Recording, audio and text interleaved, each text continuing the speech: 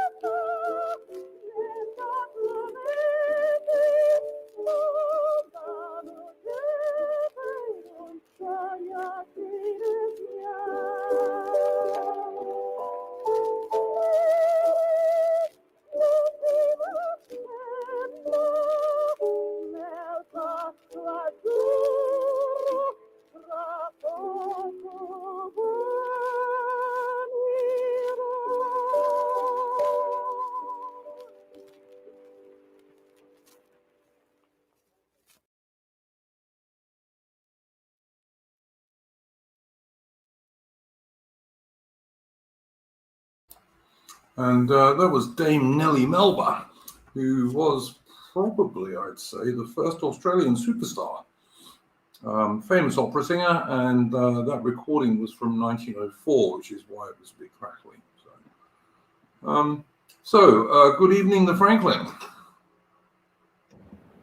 Hello, thanks for having me on your channel.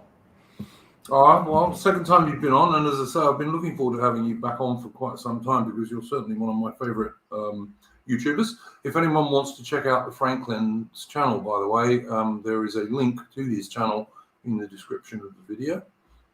And I would certainly advise people to go and subscribe to him. He's one of the best YouTubers that I follow, certainly. I've described you as a reactionary, The Franklin. Would you say that that was a reasonable description? Yeah, probably. I don't know how to describe myself. Yeah, that's probably fairly accurate, I'd say.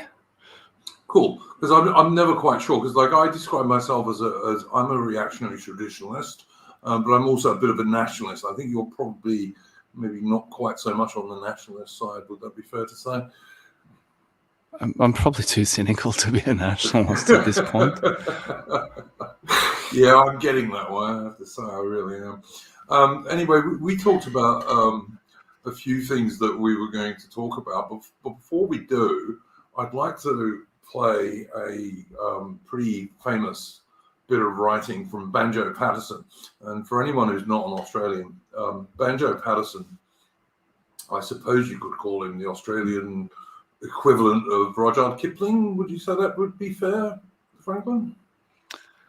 Yeah, in a sense. He's the same kind of era, and kind of the same sort of patriotic stuff, but although obviously like patriotic from the Australian perspective. And I like a lot of Banjo Paterson stuff. I'm very fond of a lot of his work. And so I thought I'd play this because it will maybe give us a bit of an intro into some of the things we're going to talk about this evening. Good evening, by the way, to Lady of Charlotte in the chat, who's a lady who's also in Victoria, the same as myself and the Franklin. Anyway, let's play this, and then we'll move on a bit.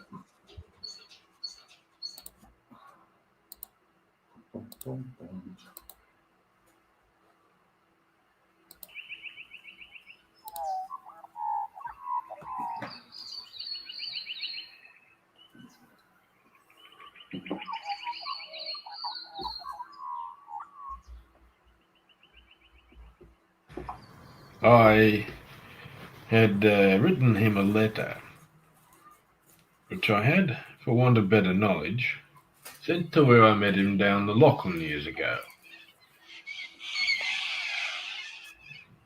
He was shearing when I knew him, so I sent a letter to him just on spec, addressed as follows: Clancy of the Overflow. And an answer came directed in a writing unexpected. I think the same was written with a thumbnail dipped in tar. 'Twas his shearing mate who wrote it, and verbatim I will quote it. Clancy's gone to Queensland droving, and we don't know where he are. In my wild, erratic fancy, visions come to me of Clancy, gone a droving down the Cooper where the western drovers go. As the stock are slowly stringing, Clancy rides behind them singing, for the drover's life has pleasures that the townsfolk never know. And the bush hath friends to meet him, and their kindly voices greet him in the murmur of the breezes and the river on its bars.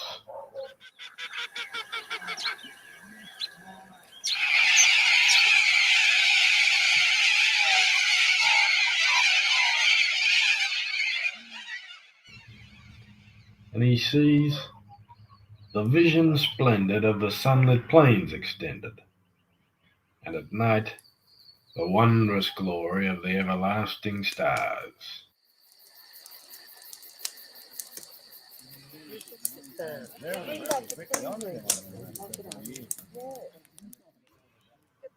I am sitting in my dingy little office, where a stingy ray of sunlight struggles feebly down between the houses tall, and the fetid air and gritty of the dusty, dirty city through the open window floating spreads its foulness over all. And in place of lowing cattle, I can hear the fiendish rattle of the tramways and the buses making hurry down the street, and the language, uninviting, of the gutter children fighting comes fitfully and faintly through the ceaseless tramp of feet. The hurrying people daunt me, and their pallid faces haunt me, as they shoulder one another in their rush and nervous haste, with their eager eyes and greedy, and their stunted forms and weedy. For townsfolk have no time to grow. They have no time to waste.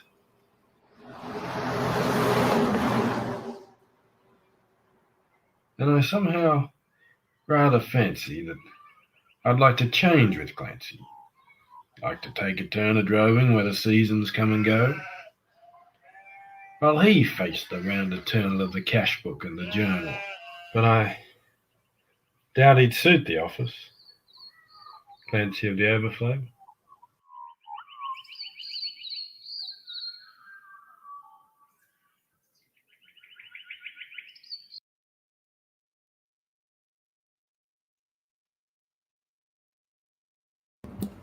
Okay, so that was Clancy of the Overthrow, which, and I think that particular version was pretty evocative. What with the caroling Australian magpies and the bush and all the rest of it.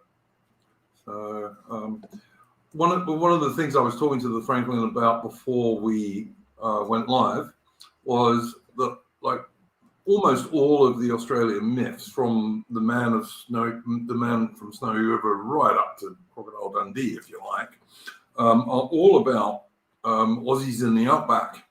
Whereas the dichotomy is that Australia actually has one of the most urban populations in the world. So I'm going to pass that one over to Franklin for his opinions on that one. Okay. Well, as I was saying to you, I think there are two things going on there. The first is that probably if you were to ask any group of people in the world to find themselves and then get outsiders to do the same, they'd come up with two different versions. Every group of people have their own sort of mythology about themselves and may or may not be accurate. Maybe once it was accurate, probably isn't anymore. So I think there's that at play in Australia.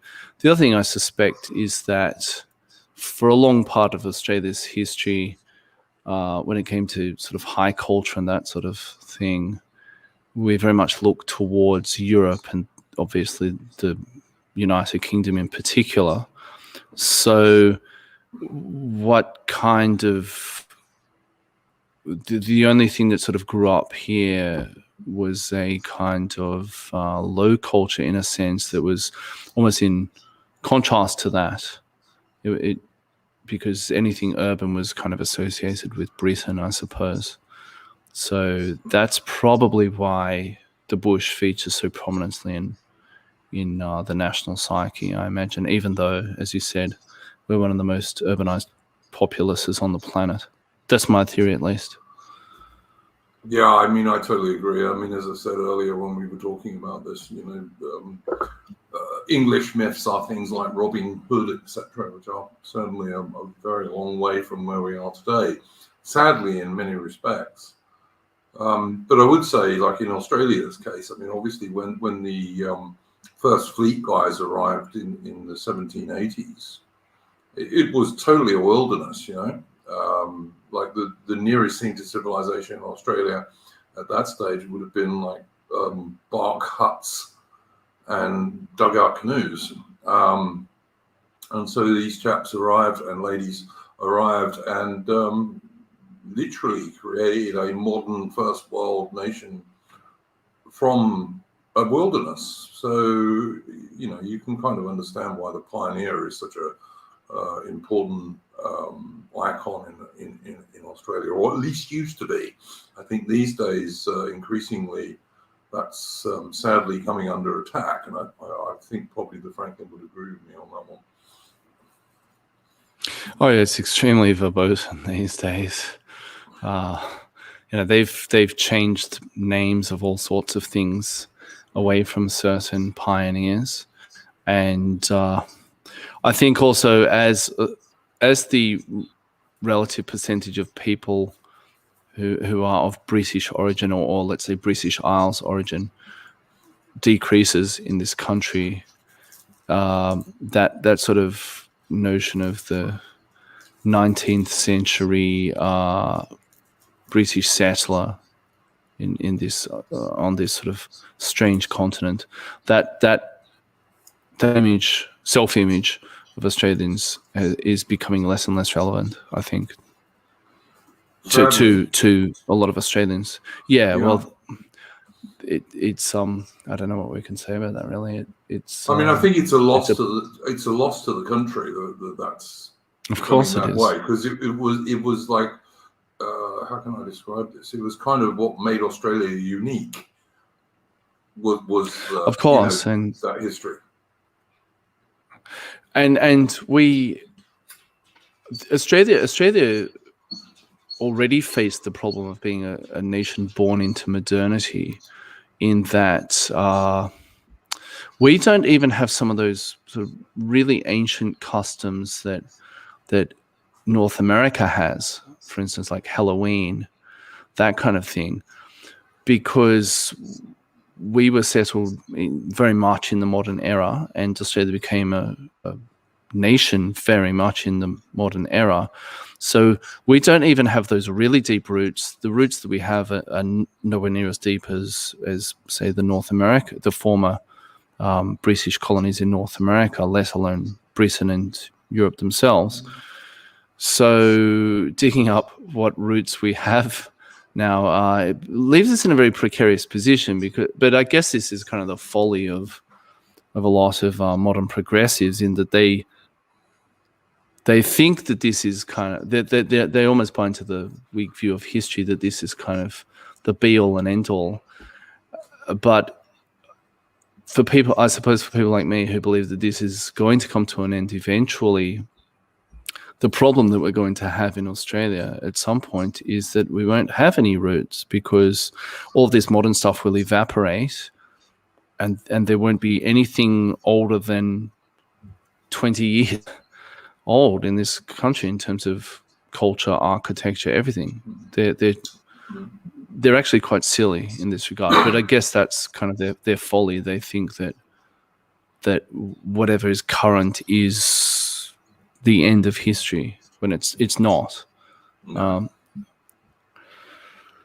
Yeah, I have noticed. To be fair, I have noticed that there are quite a lot of Australians with Italian and Greek ancestry who are pretty based. With what, sorry?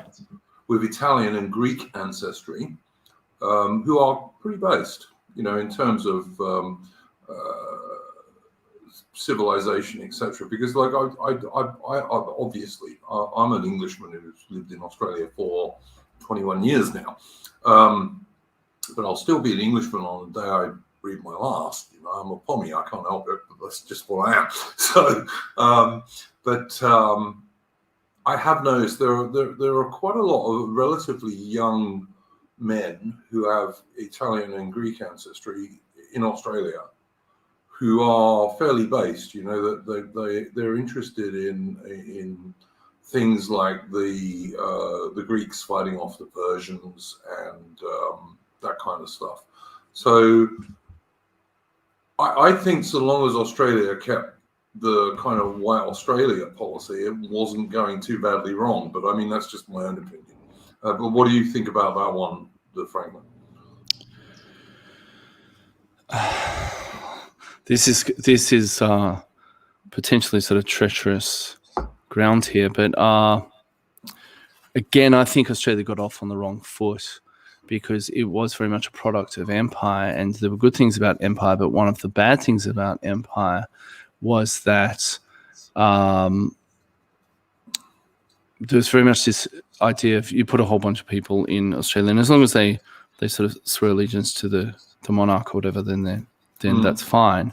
But I think, and that wasn't even the case, but I think Australia was divided from the get-go, because there were basically the English and the Irish. I mean, there were other people from the British Isles also, but it was basically the English and the Irish, who were quite different originally, and that set Australia off on a sort of point of division from which it's never really recovered, I believe. And I don't hold that against the Irish or anything like that, but I think that Australia was sort of flawed in that respect from the beginning, and then all of the post-war migration. As much as those people might have assimilated, I mean, I have German ancestry that from people who came over during the late 19th century, but as much as people might have assimilated after the Second World War, they still, ultimately, they weren't British, and I don't think I don't know, maybe they do identify when they see these or hear these people like Banjo Paterson, or when they see all these Anglo names for explorers and so on, maybe they do identify with them. I don't know. But I think probably not, or at least not a huge amount. So I think some do, to be fair. I think some of them, like, because, they have intermarried into maybe Anglo or Anglo-Irish families and this kind of stuff. So I think to some degree that's true. I'd also say that one of the things I notice, I mean, like a lot of the stuff I do is British. I do old Commonwealth streams, which are deliberately aimed at people in Australia, Canada, and New Zealand, and to a lesser extent South Africa. But like a lot of the streams I do are British nationalist streams, or what, I don't know, nationalist is probably a broad white kind of way to look at it, I guess. They're basically right of centre streams that are against mass immigration from anywhere, etc. And what I have noticed is that even in Britain and Ireland these days, there are increasing numbers of Irish guys who are seeing that there are bigger problems than worrying about the Brits in Ireland, So I think on the right, that's a positive thing on the right. I think that is definitely happening. it still represents a loss of sorts, though, in that if one were a British nationalist or conceived of Australia as this sort of offshoot of Britain, it's not really anymore. It hasn't been since after the Second World War, simply because of all of that. And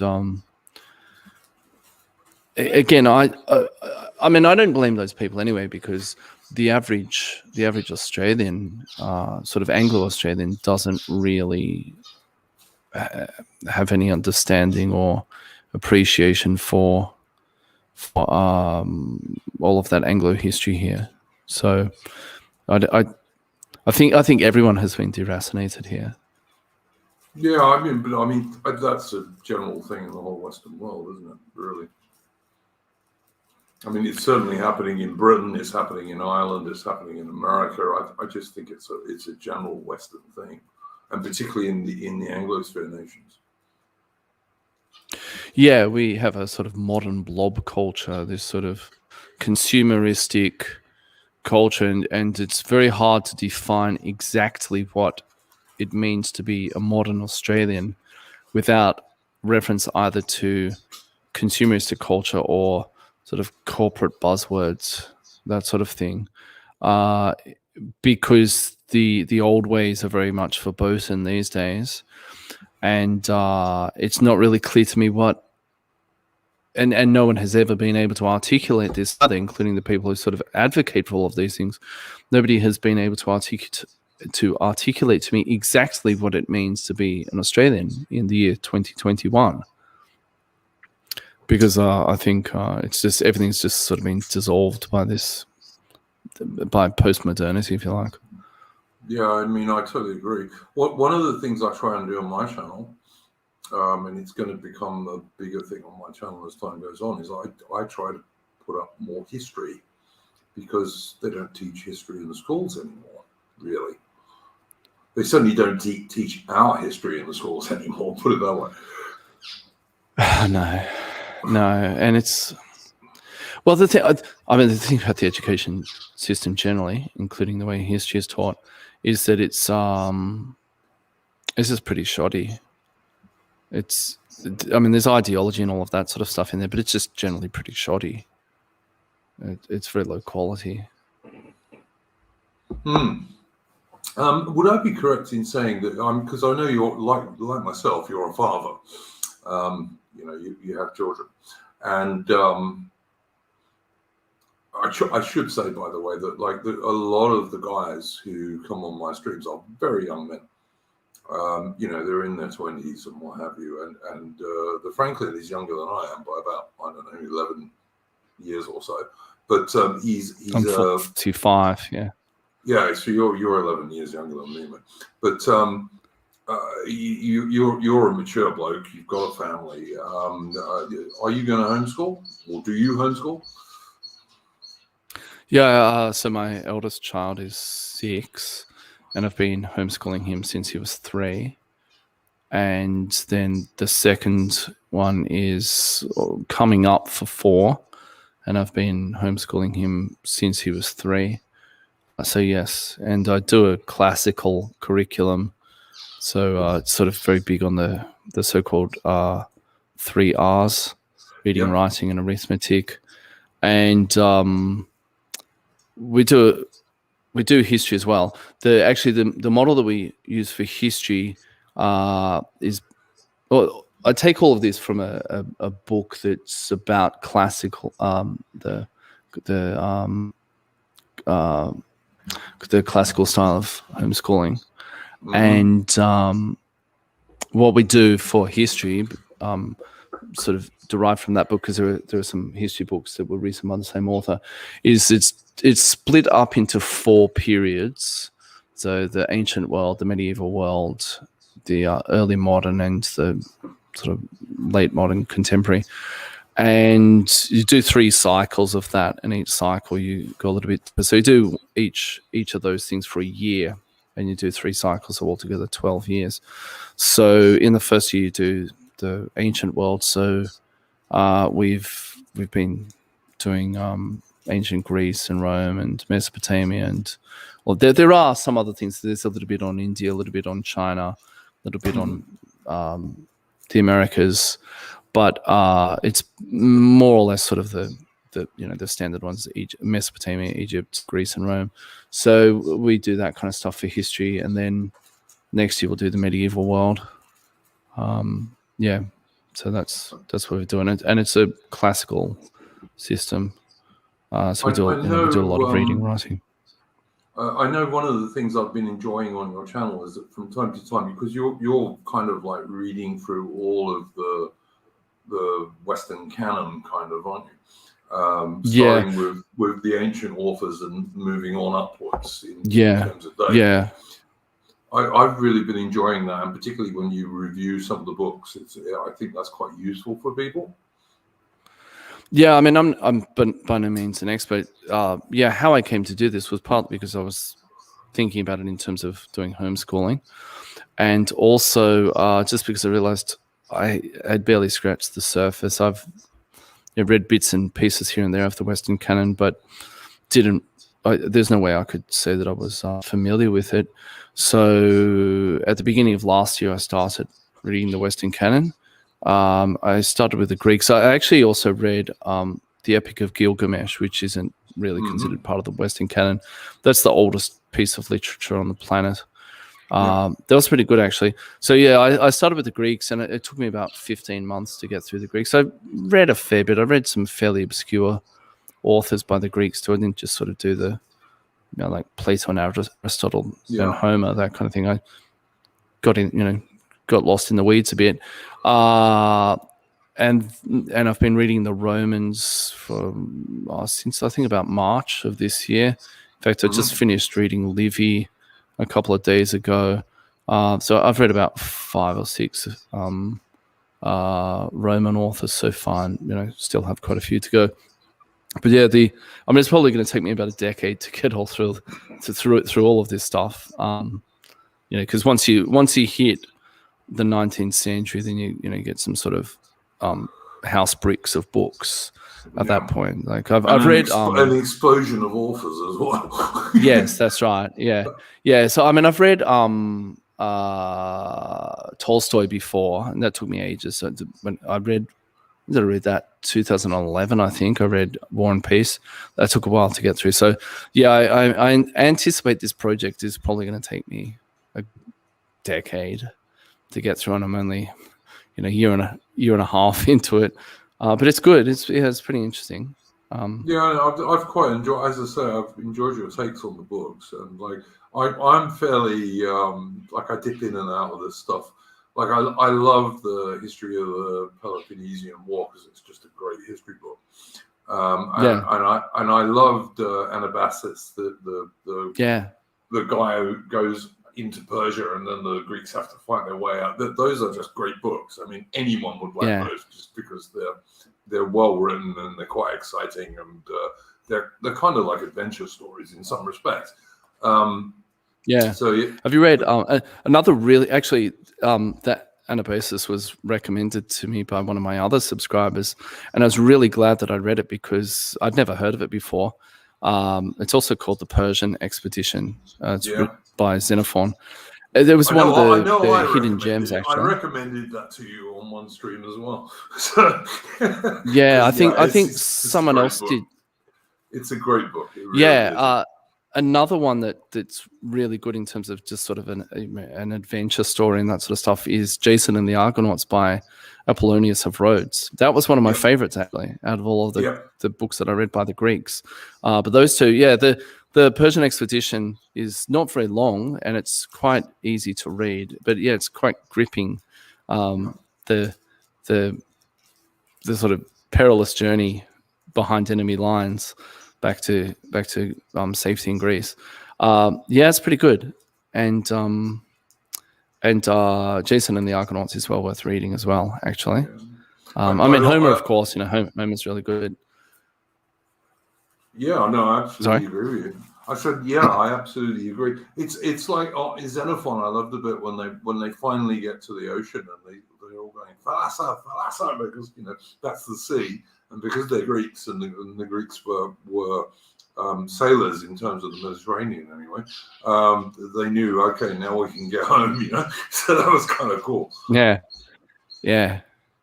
It's really good. All the sort of bits, when they're under attack, and the various officers have to sort of rally the troops, and they give. I love in all of these kind of books when there's a speech. Like I just got through Livy, and in the introduction, there's the sort of 3 volumes. I just finished the one on the Second Punic War, but in the introductions of these 3 books, they'd say he gives these big speeches, or all these sort of historic figures give speeches, and they're sort of apocryphal because how would he have known what they actually said in these speeches? But they're really great speeches where they sort of talk about we're going to fight for Rome, and if this is sort of existential.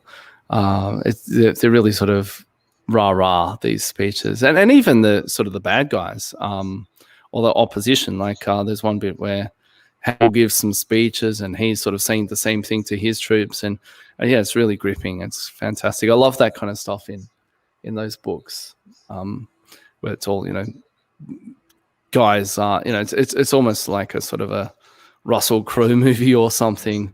These ridiculously over the top speeches to rally these guys in impossible odds. Yeah, it's pretty good.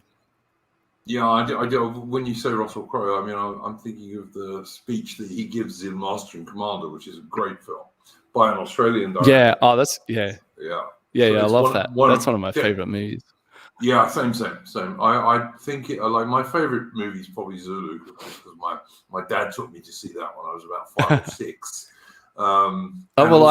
It was just on TV a few weeks ago, and cool. I let my kids watch it, and they were really excited by it. Yeah, no, my dad took me when I was 5 or 6. It was re-released in the UK.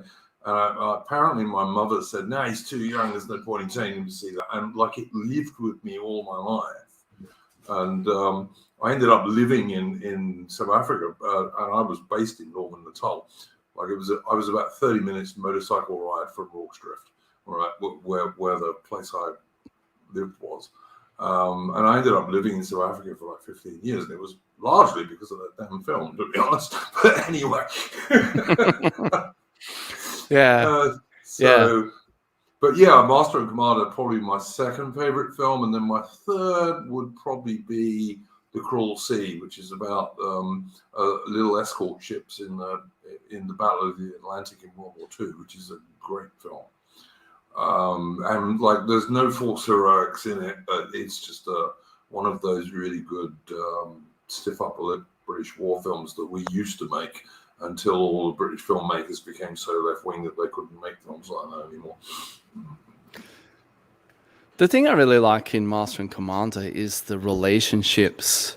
There's sort of, there's the relationship between between Captain Jack Aubrey and the ship's doctor, that's a fantastic relationship. And just like that line at the end where he says, well, the bird's flightless, isn't going anywhere.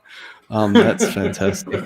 And also that the relationship between the doctor and that boy with the blonde hair, who he loses an arm or a leg or something. I think it's an arm. The young lord who's a midshipman. Yes.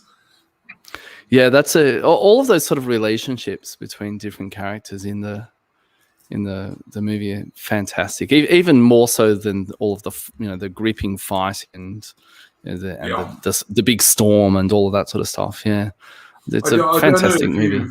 I don't know if you've read the books that movie is based on by Patrick O'Brien.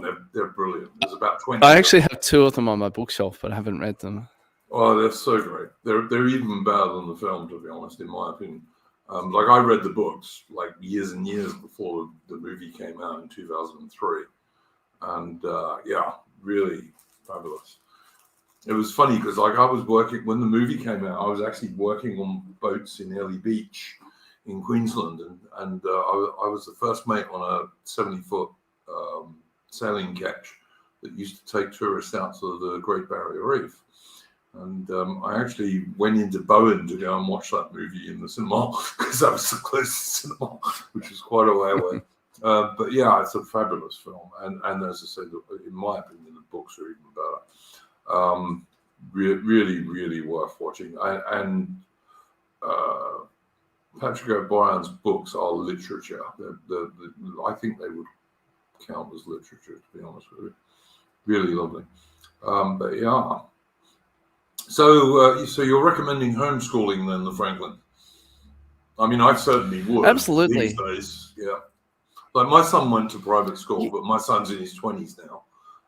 But he went to private school because, like, state school was just, even back then, was not acceptable as far as I was concerned or his mother was concerned. But I think these days, even that wouldn't work too well. Yeah, well, a couple of things on that. One is that I went to private school in the 80s and 90s, and just then, in some ways, we were sort of still holding on to the past. But even then, particularly with the younger teachers, you could see things were changing. And the other thing is that one of my other subscribers at my channel, who's become a good friend in real life. He's a professional tutor. In fact, I did an interview with him on my channel. I think it was probably 2019 now. It was well over a year and a half ago, I'd say. So he's a professional tutor, and he has a lot of students who are from private schools. And, you know, I mean, business is booming for him. Let's put it that way. Yeah, I would advocate homeschooling. I mean, it depends how you do it, because a lot of I do know other people who do homeschooling, and it's a bit of a mixed bag. Sometimes it's sort of pretty slack, and the standards can be a little bit low, though probably no worse than government schools. But yeah, it depends how you do it. I'm doing a classical method, the trivium, and it's. Yeah, we're fairly intense about how we do it. And actually, we've just started doing Latin in the past probably month, something like that. But yeah, we do a lot of reading and writing. I mean, my eldest son, I'd say he's a lot more intelligent than my second eldest son. But my eldest son could read by the time he was 4. The other one, he won't be able to read by the time he's 4, but say 4.5 or something like that. But for instance, what we do in the reading and writing part every day is I found a children's boxed set of the Iliad and the Odyssey, and we're almost at the end of the Odyssey now. We did the Iliad before, so it's sort of a children's version of each of those. And really nice illustrations and that sort of stuff too. So yeah, we're doing I'm trying to do it in the same way that we do history, so that we do sort of the authors of the time period. So we're looking at the classical world at the moment. So we're doing Homer and also Aesop, and then next year when we sort of look at the medieval period in history, I'll look towards that also for literature. But yeah, I found a really good version of the Iliad and the Odyssey. Really nice box set, big, with wonderful illustrations and that sort of stuff. So we've done that. Although my son, he'd already read all of that stuff. We've got tons of secondhand books, and by the time he could read by himself, we just sort of let him loose on those. So he actually has a much better understanding of mythology than I do. Like, you can say to him, who was this person? And he'll say, oh, that was so-and-so's mother, or, whatever, in Greek mythology. Cool. So he's really into all of that stuff. Yeah. So that's what we do in reading. We do other stuff too, but that's the main stuff that we do in reading. I would say, as you mentioned earlier, the Franklin, like, go to op shops and stuff like that. The people throw out so many brilliant books these days, and you can pick up really good books for like $1 to $5, just because they're usually $1. Yeah, absolutely good place to go and find books, children's books, but also adult books as well, because people just chuck out books these days because they're not in line with Globo Homo. So yeah, I absolutely agree with that. One of the things I've noticed, as I say, I get a lot of young chaps coming on my channel, etc., and they're good young chaps. They're intelligent young chaps, but the fact that they've been through the Western education system, and some of them have been to private schools and some of them have been to public schools, and the fact that they've been through this education system, and at the same time they've been exposed to the constant, what I can only describe as anti-white and especially anti-straight white male propaganda in the mainstream media, there's some things that it's really hard to explain to them, even though they're intelligent, good-hearted blokes who really want they're right of center, they're traditionalist in some respects, but just because of their education and all of that brainwashing that's gone on in that, and in addition, they've watched the MSM with that constant Globo Homo propaganda. It's quite hard sometimes to explain to younger people, and I would say particularly if they don't have the father living at home. It's sometimes quite hard to explain to these young chaps some pretty basic things. I like these young blokes, I really do. I sometimes feel a bit responsible for them, even, but it's kind of I don't know. It's just hard. I don't know what you think about that, Franklin. Oh yeah, absolutely. The other thing is that a lot of the stuff that they do is just second rate in school. So again, that friend of mine who is a professional tutor, he tends to tutor English, so he has to be up to date on whatever they're doing in English in high school here. And occasionally he'll send something to me to read, and it's just really second rate. Even with the sort of the stuff that I'm vaguely familiar with.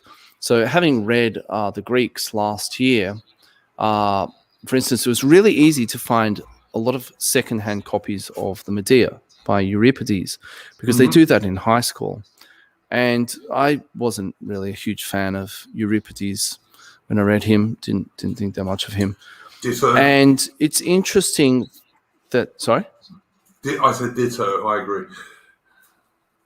Yeah, just it didn't do anything for me. And it's interesting that that they choose something from the Greeks, and okay, you might say, well, they're not going to read Homer because it's too long or something like that. Okay, maybe, fair enough. So if you were going to do a single play by the Greeks, and I read, I'd say, well over half of all of the plays written. Generally, I did 2 volumes from each of the Greek playwrights, so I covered most of the Greek plays, so I'm fairly familiar with them. And the Medea would not be top of that list for me, and yet they do it because it's feminism essentially. That's why they do it. Absolutely, sort of shoehorn in a feminist message. When I do Oedipus Rex or even do the Oresteia. But no, they have to choose something to fit the agenda, even if it's second, third, fourth rate. That has to go in above other things that are just, far and beyond better than what's on offer. And that seems to be the case generally across the curriculum. So if there's something that's second or third or fourth rate, but it fits the agenda, then that will go in there. And so even aside from ideology, they're just getting stuff that's second rate or third rate or fourth rate. Yeah, no, I totally agree. I mean, I don't like that play very much, and the only reason that play is popular today is because of the fact that they can try and twist it into a feminist narrative. I mean, that's all it is. It's nothing else. But yeah, I don't know. I as I said, I just find it difficult. And I think people on the right, we underestimate how difficult it is to explain some fairly basic Western concepts to young chaps, even intelligent young chaps, who've been through this over a decade of basically brainwashing. And when they come home, they're exposed to the mainstream media, which is like the same sort of crap, basically. Yeah, well, it's like they've been malnourished intellectually, essentially, because ideology has been the main objective. They haven't been exposed to the best, essentially, and that's stunted them as a result. But I mean, I would say that about my own education because, as I said, when I went through school, high school in the late 80s and early 90s, the big thing then was Australian literature, and it was sort of a case. There was this sort of big thing about Australian identity, and I actually think that was just a stepping stone to dismantling our identity more broadly, and then once it had outlived its usefulness, it was discarded as well. But there was a big push for Australian literature, and let's be honest, most of it is not even second rate. If your thing is we need X number of books that fit these criteria, then immediately you start putting the best things out of bounds in order to satisfy that quota. So that was the case when I was at school. We did a lot of pretty mediocre books, actually, but they were by Australian authors. So, that was fantastic, wasn't it? Yeah, I see. Yeah, so even then, and that was at a private school in the late 80s and early 90s. So even then, I think the rot had set in. Oh, sure. I mean, I think every realistic person on the right can say absolutely that by the rot really started setting in the second half of the 1960s. I don't think that's even arguable, and that's true of like just about certainly every Anglosphere nation. By the second half of the 1960s, it started going badly wrong. I think there was still a certain amount of cultural momentum that say got the baby boomers over the line in a sense, that subsequent generations, that momentum has been slowing or has even reversed. Certainly, by the time I was in school, that momentum was almost completely gone. My father even though he didn't finish high school and he went to a pretty mediocre school, he still got some of the Western canon and that sort of thing. It was still expected to a certain extent, and that was going through from the 60s. So I went to was state schools. I went to state schools. I was born in 1965. When I was in junior school, before 11, some of our teachers were still Second World War guys who didn't take any crap and who would throw a wooden blackboard rubber at you if you were talking in class and this kind of stuff. Yeah. But they were generally serious blokes, because they'd been through the Second World War and seen stuff and done stuff, and they weren't idiots, They were guys who you could respect. That became increasingly less common when I went to what you'd call high school, I guess, secondary school in the UK. After 11, that became increasingly less common because you got increasing numbers of women teachers who generally I certainly didn't respect, and generally couldn't even control their classes.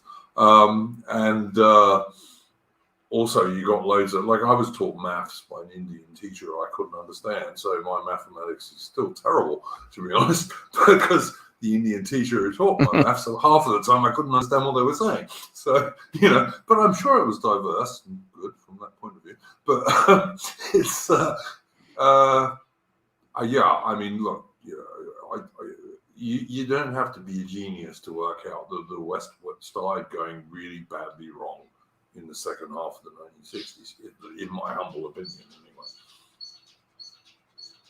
Oh, yeah. I mean, there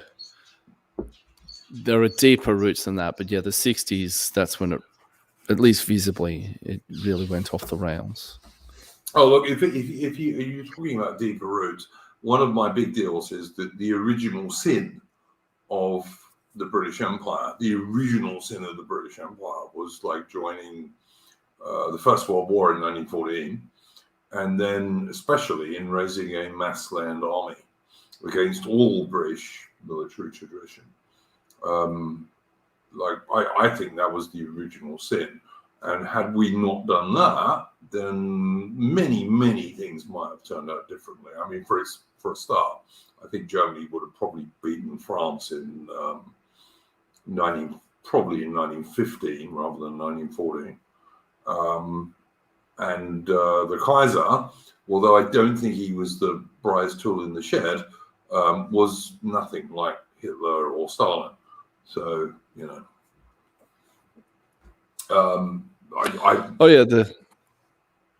Sorry, carry on. Oh, no. I was. Yeah, it's sort of like pulling on a thread. How far back do you go with these things? But certainly, 1914 was a big one. Some people will go back to, the Reformation and stuff like this. I think that's kind of pushing it in some respects. I don't know if you're a religious chap. I've actually retreated. I used to be an atheist. I was never a left-wing atheist, but I used to be an atheist. These days, I'm an agnostic, which is probably about as far as I can go and be intellectually honest.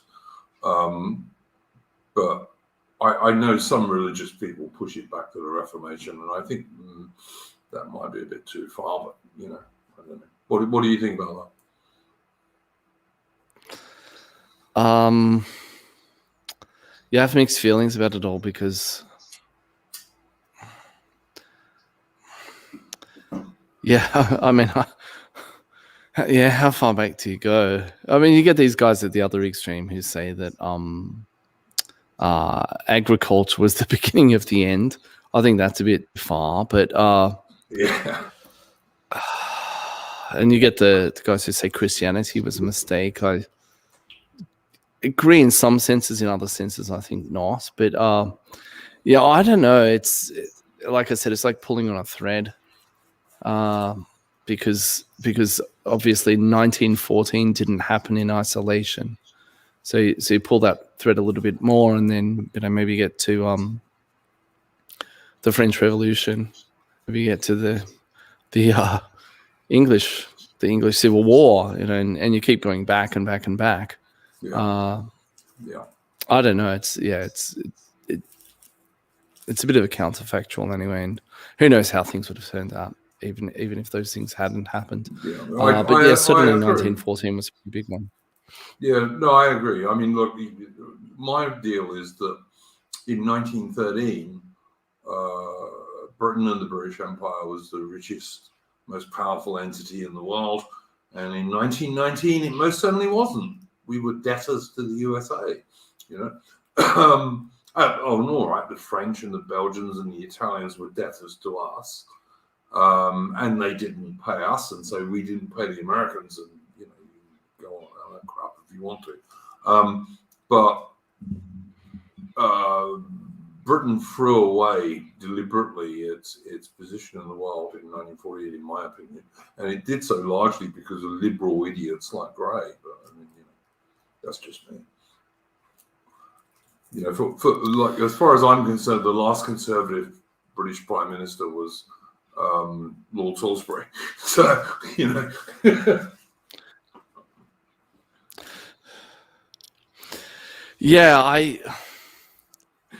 there are all those memes about the Eternal Anglo and Perfidious Albion and all of that sort of stuff.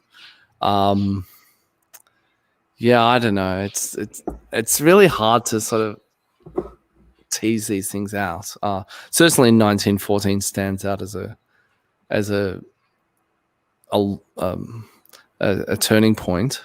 But I think a lot of these things go much farther back than that, even, and it's really hard to sort of make sense of a lot of this also, because to the extent that that we learned any of this stuff in school, obviously it was through a very particular lens, and as I've discovered as an adult, so much of the official narrative on all of these things is just way off the mark. So without having studied all of this in really great depth, as I said, it seems like pulling on a string to me.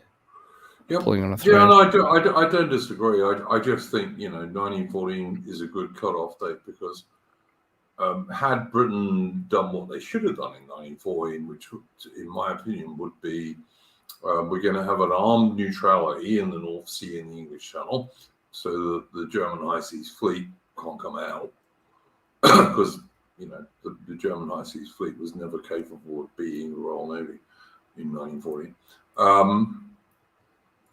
Had we done that, and had Germany beaten France by 1915, which I'm pretty sure they would have without Britain and the Empire, then you wouldn't have had World War II, you wouldn't have had Adolf Hitler, you wouldn't have had an awful lot of other things. You might not have even had a Russian Revolution, given that the German general staff were the guys who smuggled Lenin into Russia. So to me, that's quite a reasonable cutoff. Russia had multiple revolutions prior to the 1917. Yes, of course they did. Yeah, in 1905, after the Russo-Japanese War, etc. Yeah, and there were quite a few in the 19th century as well. One of the things about that period, though, is that there was very much a feeling at the end of the 19th century and the beginning of the 20th century of sort of civilizational exhaustion and a feeling of ennui that obviously 1914 was a fairly traumatic expression of that. But I mean, and I think it shocked people, but there was still that sort of feeling, and it had been noticed by various people in the 19th century. Yeah, for sure. That all was not well. I would just say, look, my regular streams that I do every Saturday evening are called Splendid Isolation, and they're called Splendid Isolation for a reason, because that was the British foreign policy from roughly 1880 to 1902.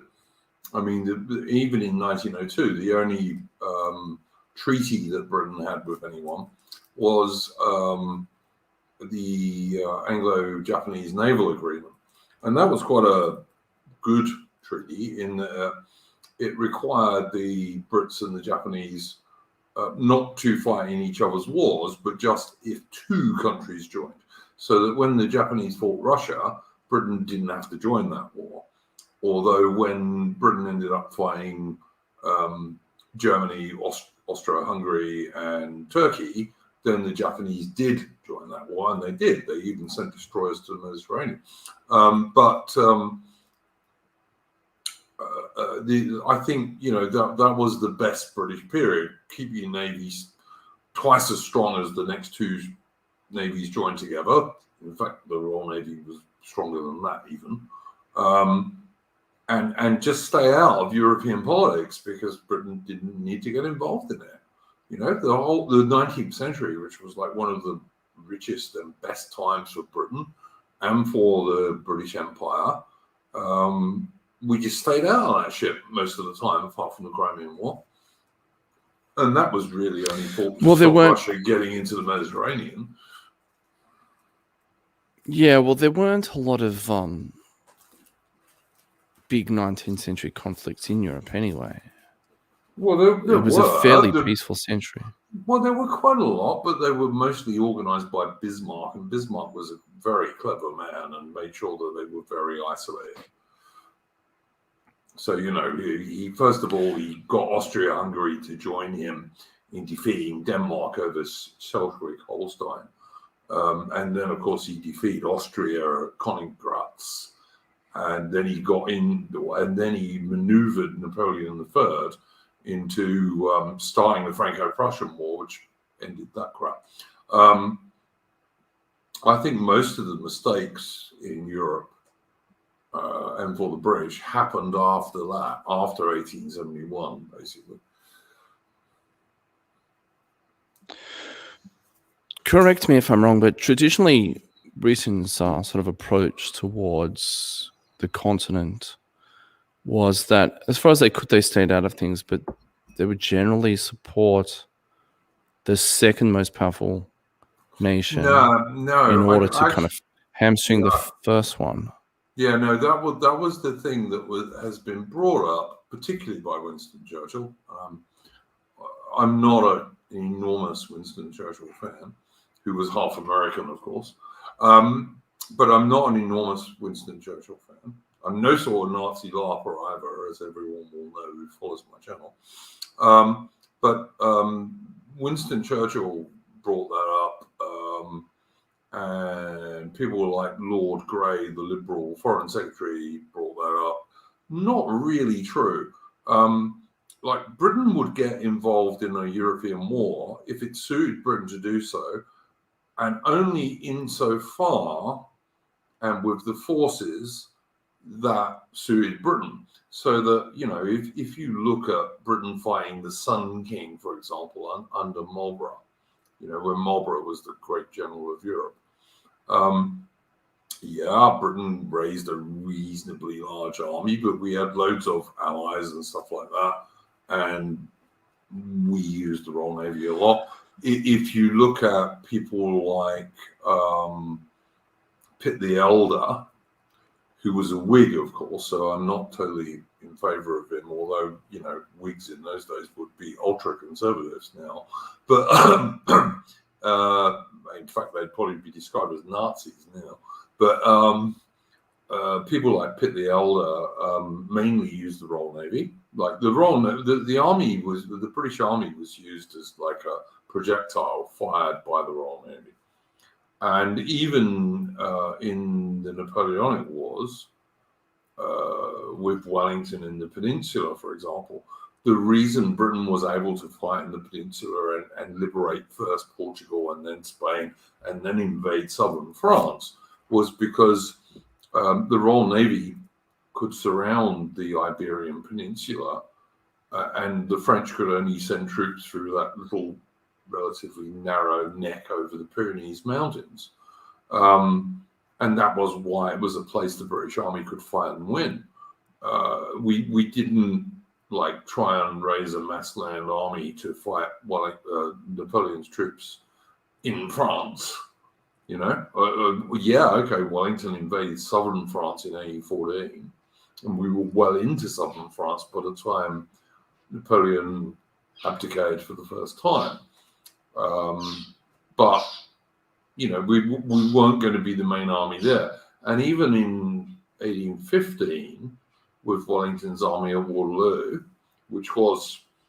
there were actually more bloody Dutch and German troops in his army than there were British troops.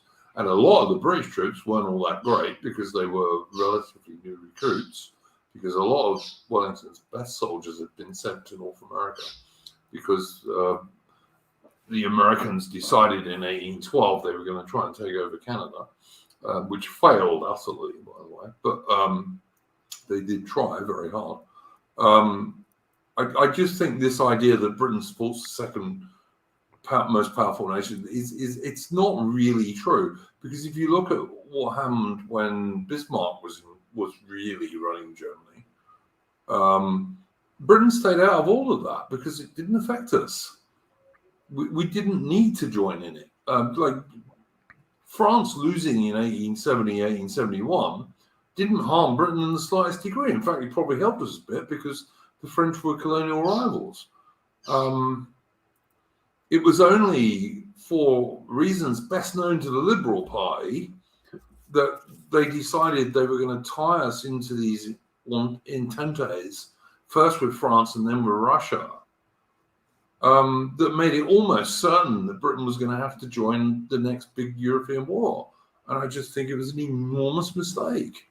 And it was an enormous mistake for Britain, but it was also an enormous mistake for the empire, and particularly for the old Commonwealth bit, you know, Australia, Canada, and New Zealand. And back in those days, South Africa as well. Huge mistake. But you know, it's just my own opinion. I might be wrong, but it's certainly what I believe. No, you've argued it quite convincingly and passionately.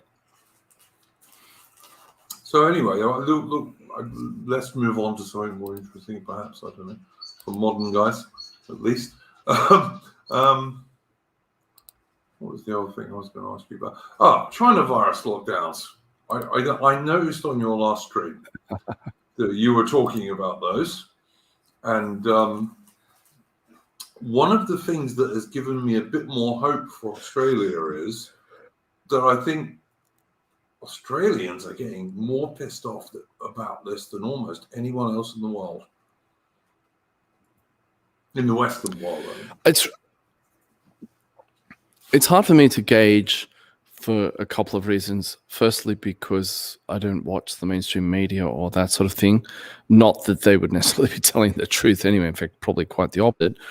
But the other thing is that, so I live in a rural area, and everyone out here seems to be fairly fed up with all of this nonsense.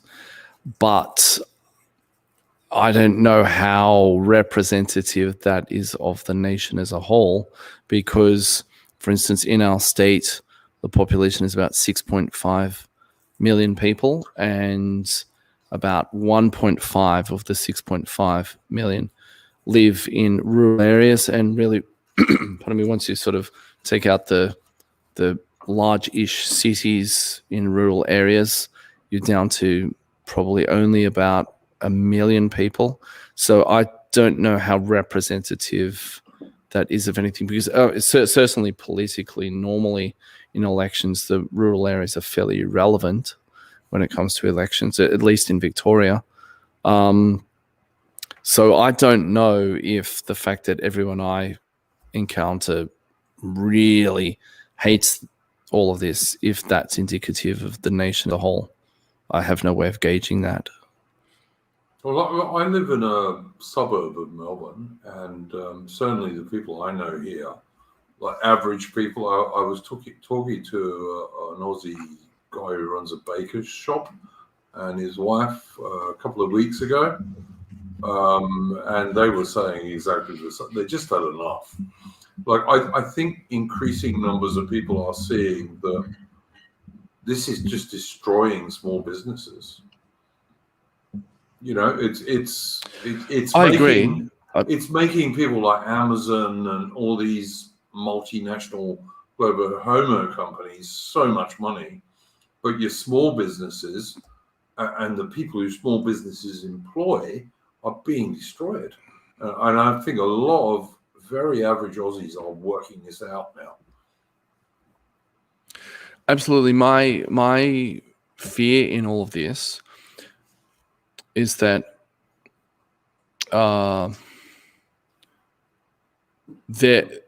people will perceive that they'll be told by the government that there's a light at the end of the tunnel, and that light is that if we get everyone vaccinated and everyone just does what they're told, then we'll be able to get back to business as usual. And people will think, yes, okay, because they'll be desperate at that point, having had their businesses or their livelihoods crushed. They'll be desperate for anything that gives them any hope at all. So then when the government says, and they'll actually do this through corporations. In fact, I know people already who have been told, or people have told me about people who have been told you have to get vaccinated by a certain date, otherwise you lose your job. So people will look at this and they'll be told, here's this light at the end of the tunnel. And then, but we all we have to do is reach this magic number, 70% or 80% or whatever. And if we can get to that number, everything will be fine. But of course, we won't get to that number because there are lots of people who won't take the vaccine. And then those people will be, and me. And we will be scapegoated because they will say, well, we haven't got to this magic number and everything is still horrible because of these holdouts, if you like. And we need to bring the hammer down on these people, get them in line because they're holding everyone else back. And people like you and I will become scapegoats. And rather than people say, look, it's the system itself that's broken. There's no sort of magic solution to this. It's not the virus, it's the response to the virus that's the problem. Rather than say that and ask a lot of very difficult questions as a result of that, if they're promised that here's this sort of magic bullet, but here are these people who are sort of counter-revolutionary, if you like, reactionary elements who are holding everyone else back, I think a lot of people will turn on them. I think there'll be a lot of scapegoating that will go on because people will be too... Yeah. I don't know what you think, the Franklin, but what I've been seeing is that increasing numbers of people who are coming down with the China virus have been vaccinated. Many of them have even been vaccinated twice. And I don't know about you, but I had loads of vaccines given to me when I joined the military, like when I was an 18-year-old British soldier. I had a load more vaccines given to me when I was in the SADF in South Africa. But they worked. They stopped you getting these diseases. I'm not sure. What is the point of being vaccinated twice if it doesn't stop you catching the China virus? I just don't see it. I'm sorry. Yeah, look, I agree. It's all nonsensical. But one of my friends said he talked to a guy, and the guy said that he was going to get the vaccine because he wanted to be able to go to nightclubs again. I mean, there are a lot of low information people out there, and most people don't move in the circles we do. To the extent that they get any information at all, it's from the mainstream media. And so if they get some 45-second grab on TV that says everything would be perfect if it weren't for this sort of hardcore group of reactionary malcontents who are holding everyone back, then they'll believe that because that'll be their only source of information, and they'll say, yeah, these people are holding us back. Why can't we just put up? It's just these people won't get vaccinated. They won't do they won't be responsible. And I think there's going to be a lot of scapegoating, actually. I think they'll try that. Ultimately, I think they are going to have to throw the towel in on this, but they're going to do everything possible before eventually coming to that position, because ultimately they're going to have to admit that they got this wrong. They got the response wrong and caused a lot of unnecessary damage to people's lives. These are the same people who will unashamedly run ads on TV about how we need more funding for mental health issues, and it's that sort of thing of create the problem, solve the problem, right? Please just we just need.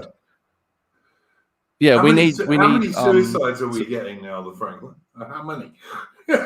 Well, but the other thing is they won't honestly account for this. So just as last year, someone had a COVID test and they died in a car accident or something like that. They put down cause of death COVID. Yeah, they're not. This is going to be asymmetric in that in 5 years' time, they're not going to look at the number of suicides and the number of people who have become alcoholics and have died from that, or drug overdoses, or maybe they've put on a lot of weight and developed diabetes. They're not going to look at that in 5 or 10 years and say that we can trace this diabetes back to this guy losing his job in 2020. They're not going to do an honest accounting of that. And the average person is just going to watch the mainstream media and they're going to get their 45-second grab of here's why it's this small group of people, here's why they are the personification of evil and they're holding everyone else back. And there'll be a lot of scapegoating, I think. I've the average lifespan of a man in the UK is about 78. The average lifespan of a woman in the UK is about 83. Now, I don't know the Australian figures, but I would presume they would be fairly similar. Probably, yeah. And what you get is 2 people have died from the China virus in Victoria over the last 24 hours. And then you read they were both in their 90s. Everything I have read, and I've read fairly extensively on this because I'm interested in it, is that if you're under about 80, the China virus is not very dangerous. Unless you're already very, very sick. If you're already at death's door, the China virus might knock you off. But if you're a reasonably fit person under about 80, the chances of the China virus killing you, even on the very dodgy government figures, are somewhere between about 98.7 and 99% survival rates. It's not the Black Death. It's nothing like the Black Death. And, the whole idea of, and now they're like bribing kids and not allowing parents to stop kids getting vaccinated. And this is obviously, it's not a well-tested vaccine. It's only been around for 12 to 18 months at the most. And I've read people who I regard as pretty serious pointing out the fact that whilst they thought it would stay in one part of the body, it's gone all over other parts of the body, particularly for women and girls. It goes into their ovaries. For everyone, it goes into their bone marrow. I don't know, man. I just think people are thick who are not looking at this. Well, yeah, but we're a tiny minority. People like us who spend a certain amount of time online and think very differently about a whole lot of issues. We're a tiny minority. Most people don't do that. As I said, to the degree that they get any information at all, it's from the mainstream media. And so Yeah, I think the government and the media and so on and so forth have been lying through their teeth for the past 18 months. I mean, much longer than that, of course, but certainly I think the mask has slipped over the past 18 months, but very few people think like I do, or sort of look at the same things that I do. So, I as I said, I think what's going to happen is if you have people who are desperate and and you present them with some possibility of hope, and then you say to them, well, it's these other people who are stopping that from being realized, then they'll be livid at those people, even if those people have nothing to do with it, or if those people are actually right. This is an emotional issue for people now, because some businesses are on the brink. Many businesses are on the brink. Yeah. Many people are in all sorts of trouble, and so you say to them, well, it's like if you're in a prisoner of war camp or something, and they say to you, right, here's a pistol, shoot this guy, otherwise we'll shoot you, and you say, well, what's he done? And it doesn't matter what he's done. It doesn't matter whether it's justified or not. The overwhelming majority of people in that position, or if they say shoot him or we'll kill your kid, people are going to shoot that guy, even if he's I'd agree with that. Some guy never met before. Yeah. No, I'd agree with that one. And so it doesn't. I don't think it takes very much then to scapegoat people. We've seen this all through history. Groups of people being scapegoated quite easily. And I think that that's what we're going to get. Now, ultimately, as I said, I think this will all collapse because it's a load of nonsense. And the thing that all of this reveals to me, along with a lot of other stuff that happened in 2020, is really how much this kind of modern liberal project, if you like, has jumped the shark. And last year, the wheels really fell off the project, I think. Now, this whole thing is a bit like a wounded beast, like an elephant or a lion or something. It's on its way down, but it's pretty dangerous before it actually goes down. So they're going to do whatever they need to do, according to them, to maintain power and to get people to do what they want them to do. Ultimately, I think they will fail at that, but they'll be a very dangerous beast in the meantime.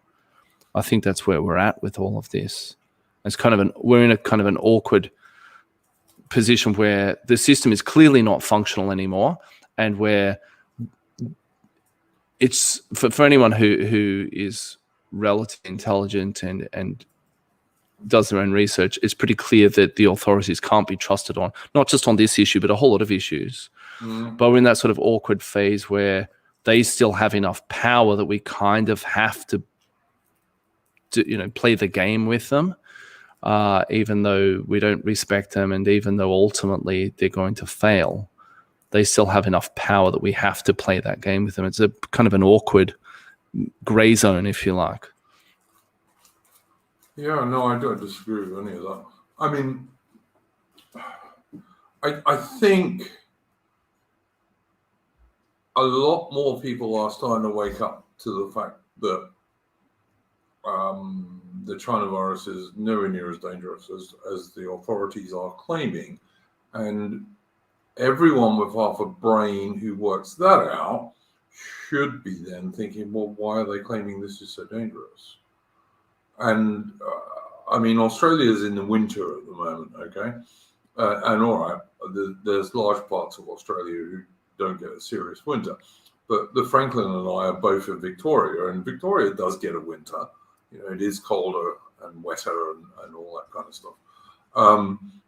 And we're now on our 6th lockdown, I think.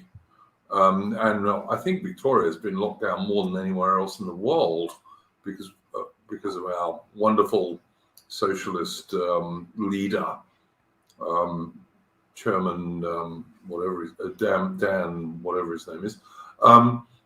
Andrews. Dan Andrews. No one in Victoria can possibly vote for the Australian Labor Party anymore if they got half a brain. But anyway. Oh, but they do. That's the crazy thing about it. Victoria's a really left-wing state. Yeah, in Melbourne. To be fair. Yeah, but well, sure, but look, I live in a country area, and it's conservative out here, and people are generally politically conservative, but we're irrelevant because, as I said before, that out of 6.5 million people, 1.5 million live in regional areas, and once you take out the big cities like Geelong, Ballarat, Bendigo, and so on, you get down to maybe 1 million out of 6.5 million. So we are really irrelevant in electoral terms.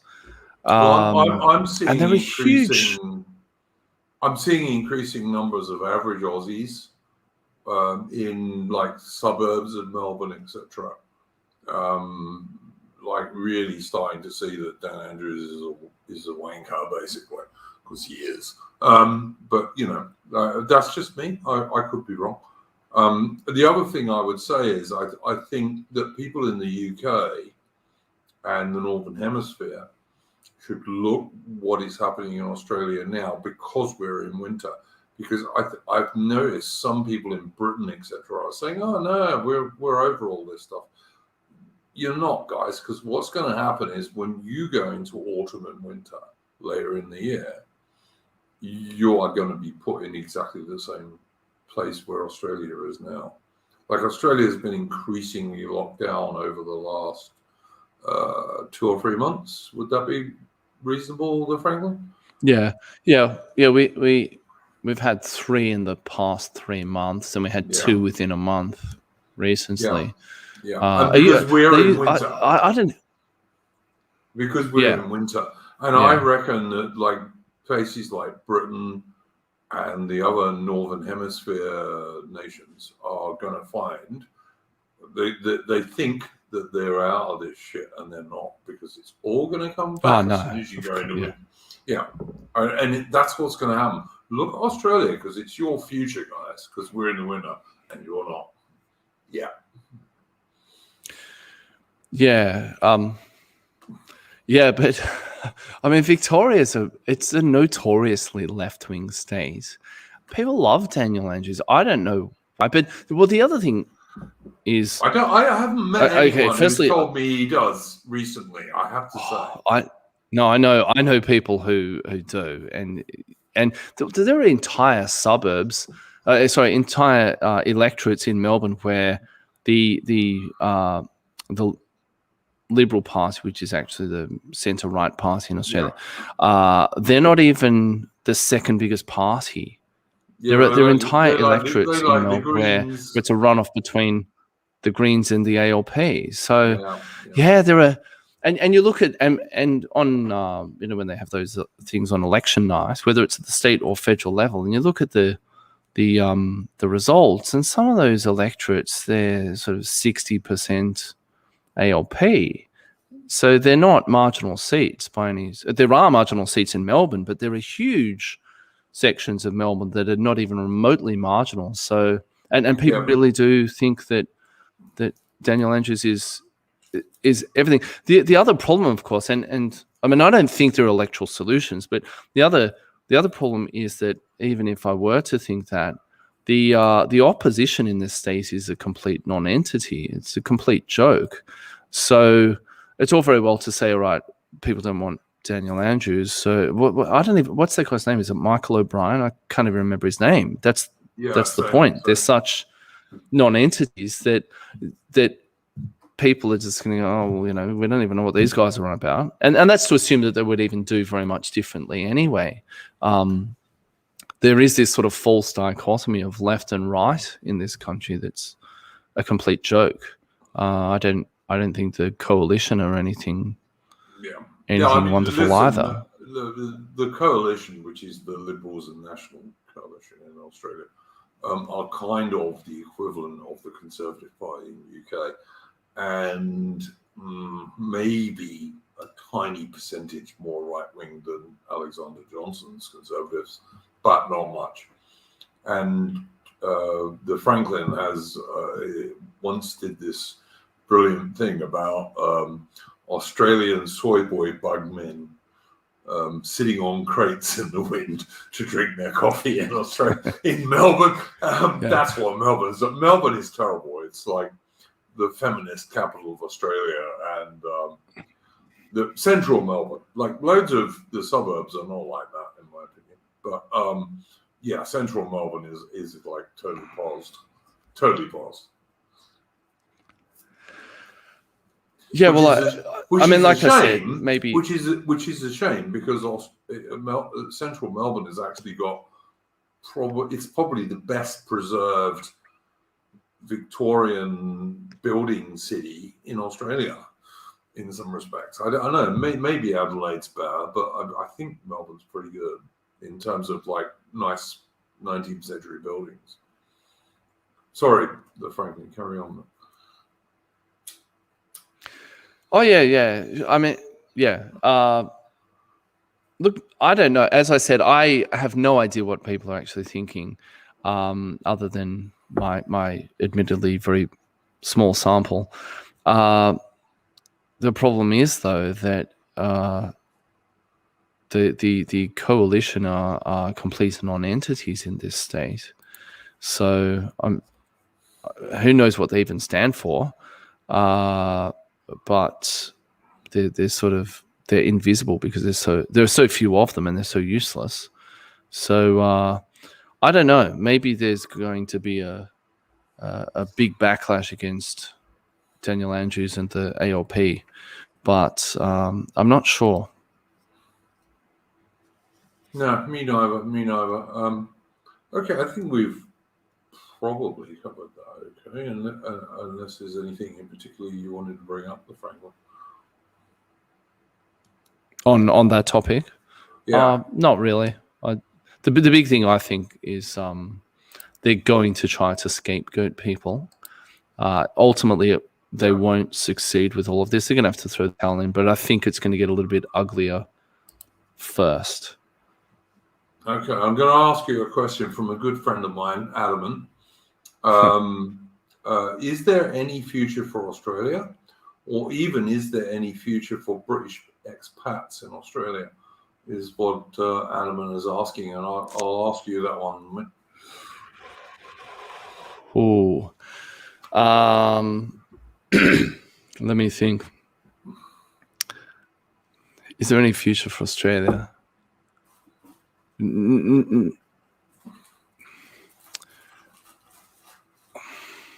Ultimately, I think there's a bit of you that would like there to be. I can tell that much. Yeah, but no, I think the white pill for me is that eventually all of this is going to fall in a heap, and there will be a lot of destruction along the way, but I guess also that will be an opportunity for new beginnings. Sort of in the same way that when the Roman Empire collapsed, there was a period we know as the Dark Ages, but eventually something new that probably would have been unrecognizable to the Romans, but something new developed in Europe, but it took 1,000 years.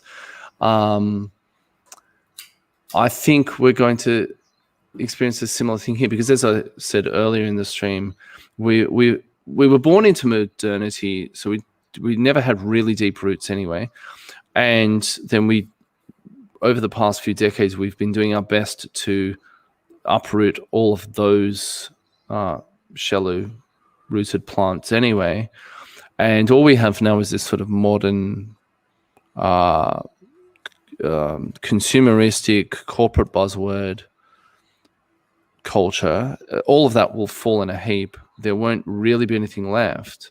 And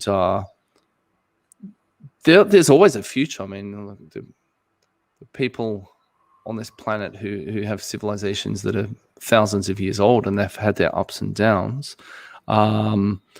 assuming we don't get wiped out, there'll be a future, but it will be completely unrecognized to anyone now.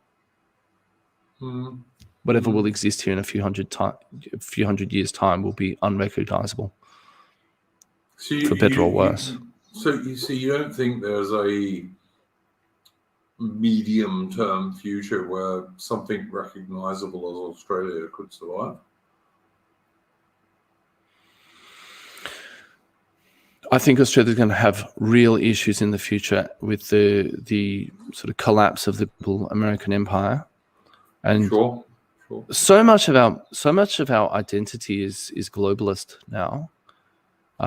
We have younger generations of people who pronounce the last letter of the alphabet as Z, or who talk about math or things like this instead of maths. The younger generations, as much as they might sort of talk about American imperialism or what have you, have been completely colonized by this sort of globalist culture, whatever you want to call it. It originated in America, but it's this sort of globalist thing now.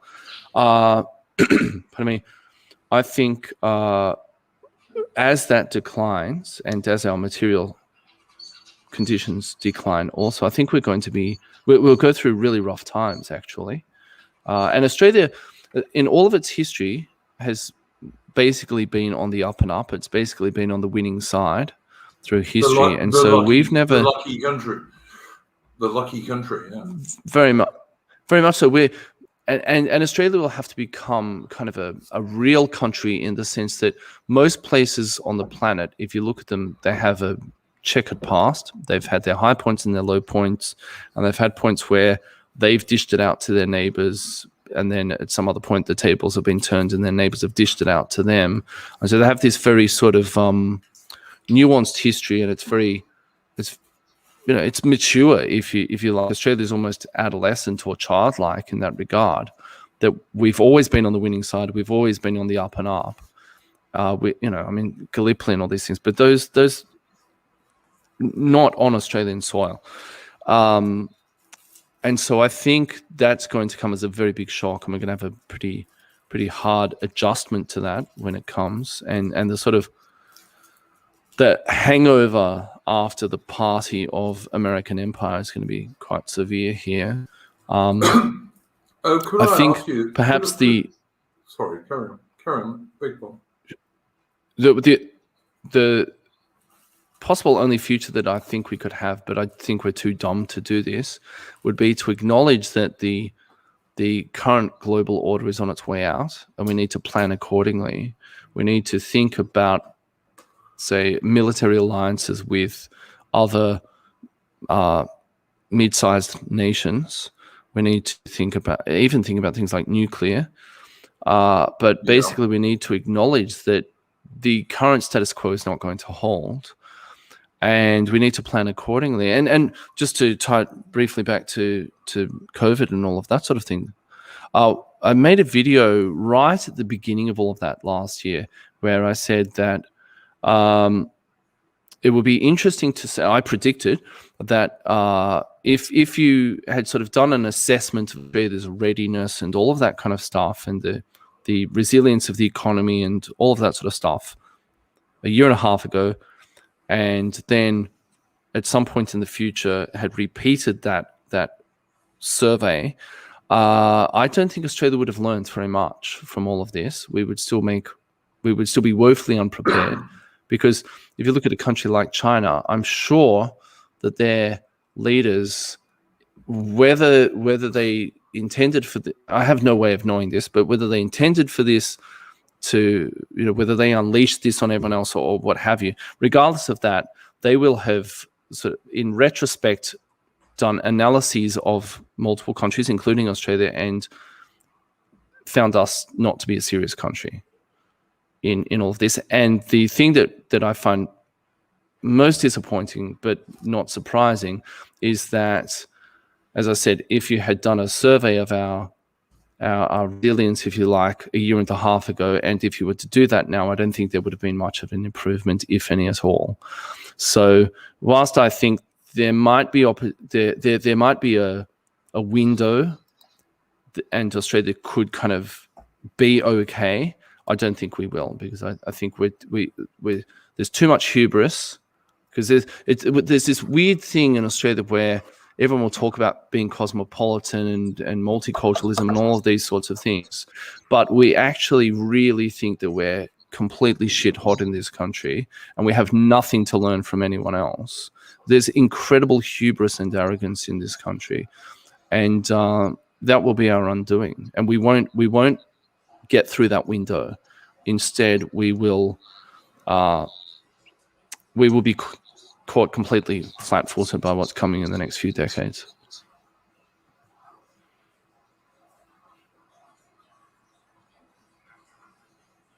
Are you there? Can you hear me?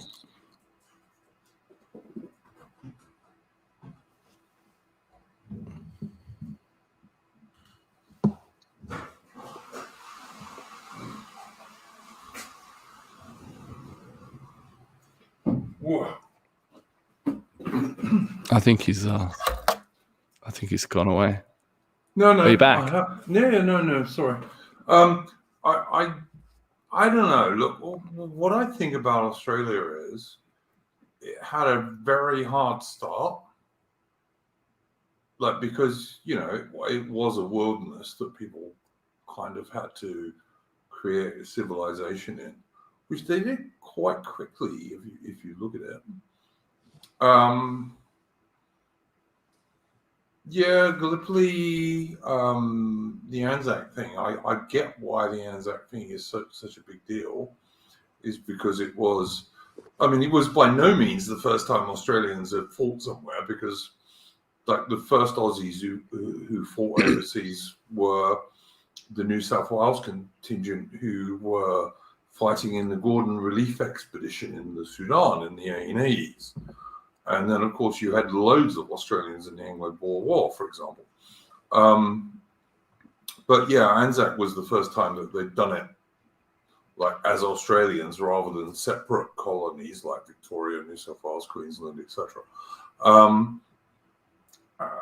So they had a hard start. And then in World War II, yeah, they didn't fight on Australian soil, but they kind of did, because New Guinea was Australian back then. Okay, it was an Australian colony, I grant you, but like really bad conditions.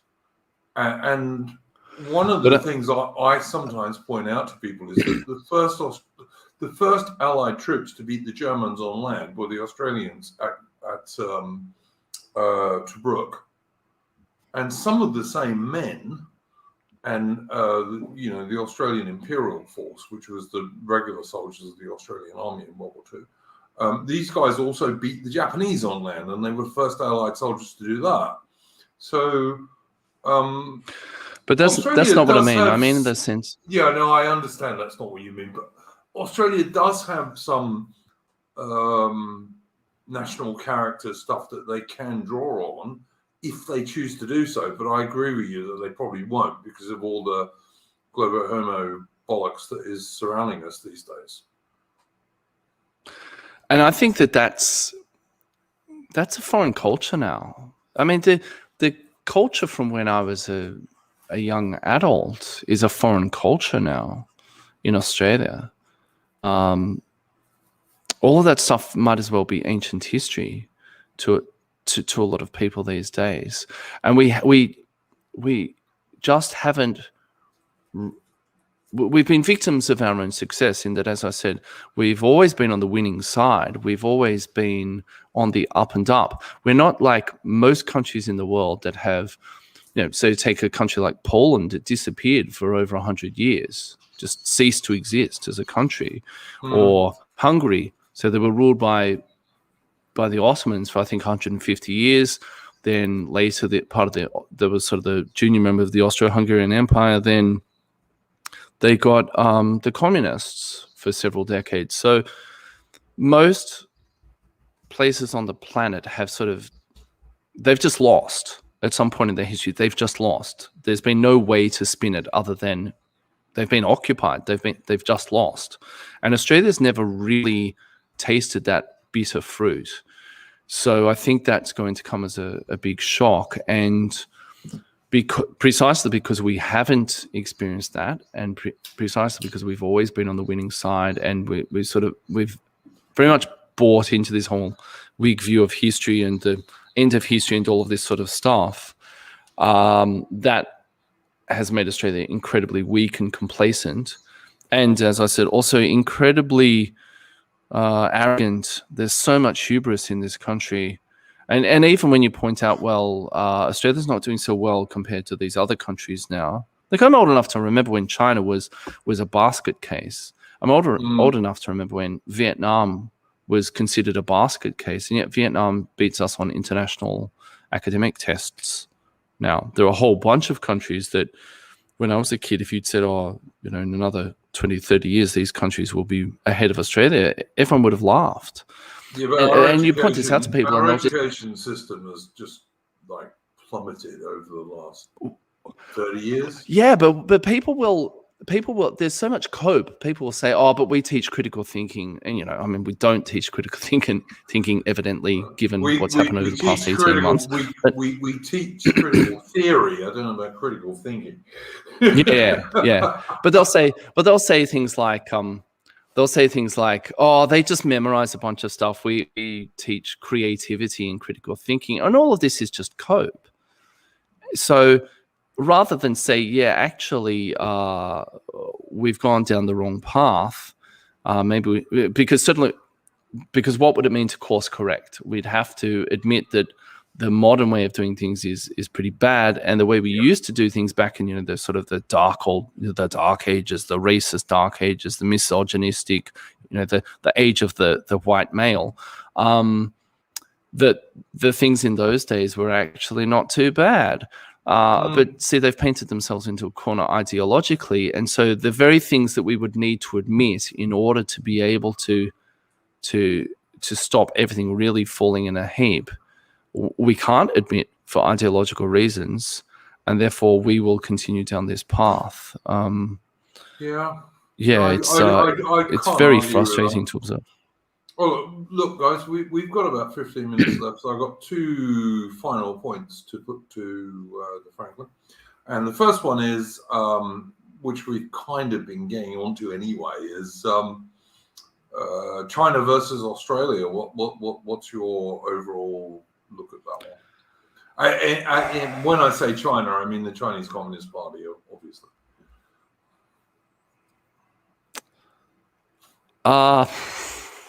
Well, as I said, a logical thing to do would be to admit that America is not going to rule the world for that much longer. So we'll have to start making other arrangements. And in this regard, I think other nations such as Japan would be stupid if they don't pursue nuclear weapons in the next 10 years. Agreed. But see, again, we're not... That's so far outside the Overton window in this country to suggest, we should develop nuclear weapons here. 99% of the population would start losing its mind if you suggested that. I wonder if it'd be quite that high, but yeah, that's who he's. Well, yeah, okay, I don't know. Okay, maybe it's 88% or something. I don't know, but it'd be a fairly large percentage of people. And what we should be doing is pursuing a sort of regional alliance of middle powers, such as Japan, all of whom have historical grievances with China. So Japan, Vietnam, India, probably some others in there as well. That would be a sensible thing to do. South Korea, I think belatedly we will try these things, but I don't think we'll do them very effectively. But I think that the horse is already bolted. I think the time to deal with China was 10 or 20 years ago. We're so it's so many levels in terms of trade, in terms of the fact that their entire suburbs. Okay, let me put it this way. So I had some relatives, ancestors, who fought in the First World War. So their parents migrated to Australia in the 1890s, and they fought for Australia, for the British Empire in the First World War. Now, I'm not so sure that if it gets to a shooting match with China, that there'll be a sort of a regiment of volunteers from Box Hill in Melbourne. Or if they were, how would we trust them?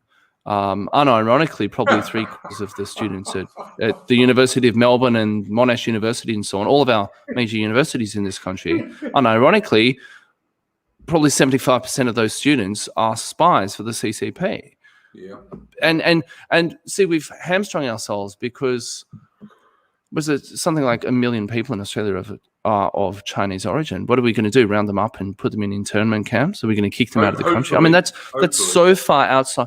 Like, I mean, I don't know if that's the way to go anyway, but it would be so far outside the Overton window that nobody would even suggest it. I mean, it's just not. It's just not going to happen. Nobody's. If we ever get to anything like a war situation, they would have to do that, surely. In anything like a war situation, Australia would have to do that. I mean, I'm not talking about people from nationalist China, from Taiwan. I'm talking about from China, communist China.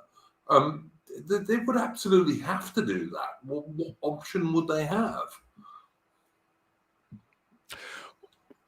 Yeah, but that assumes that we're a sensible country. That and the point is that that's so deeply embedded in Australia now, in physical terms, in ideological terms, and so on.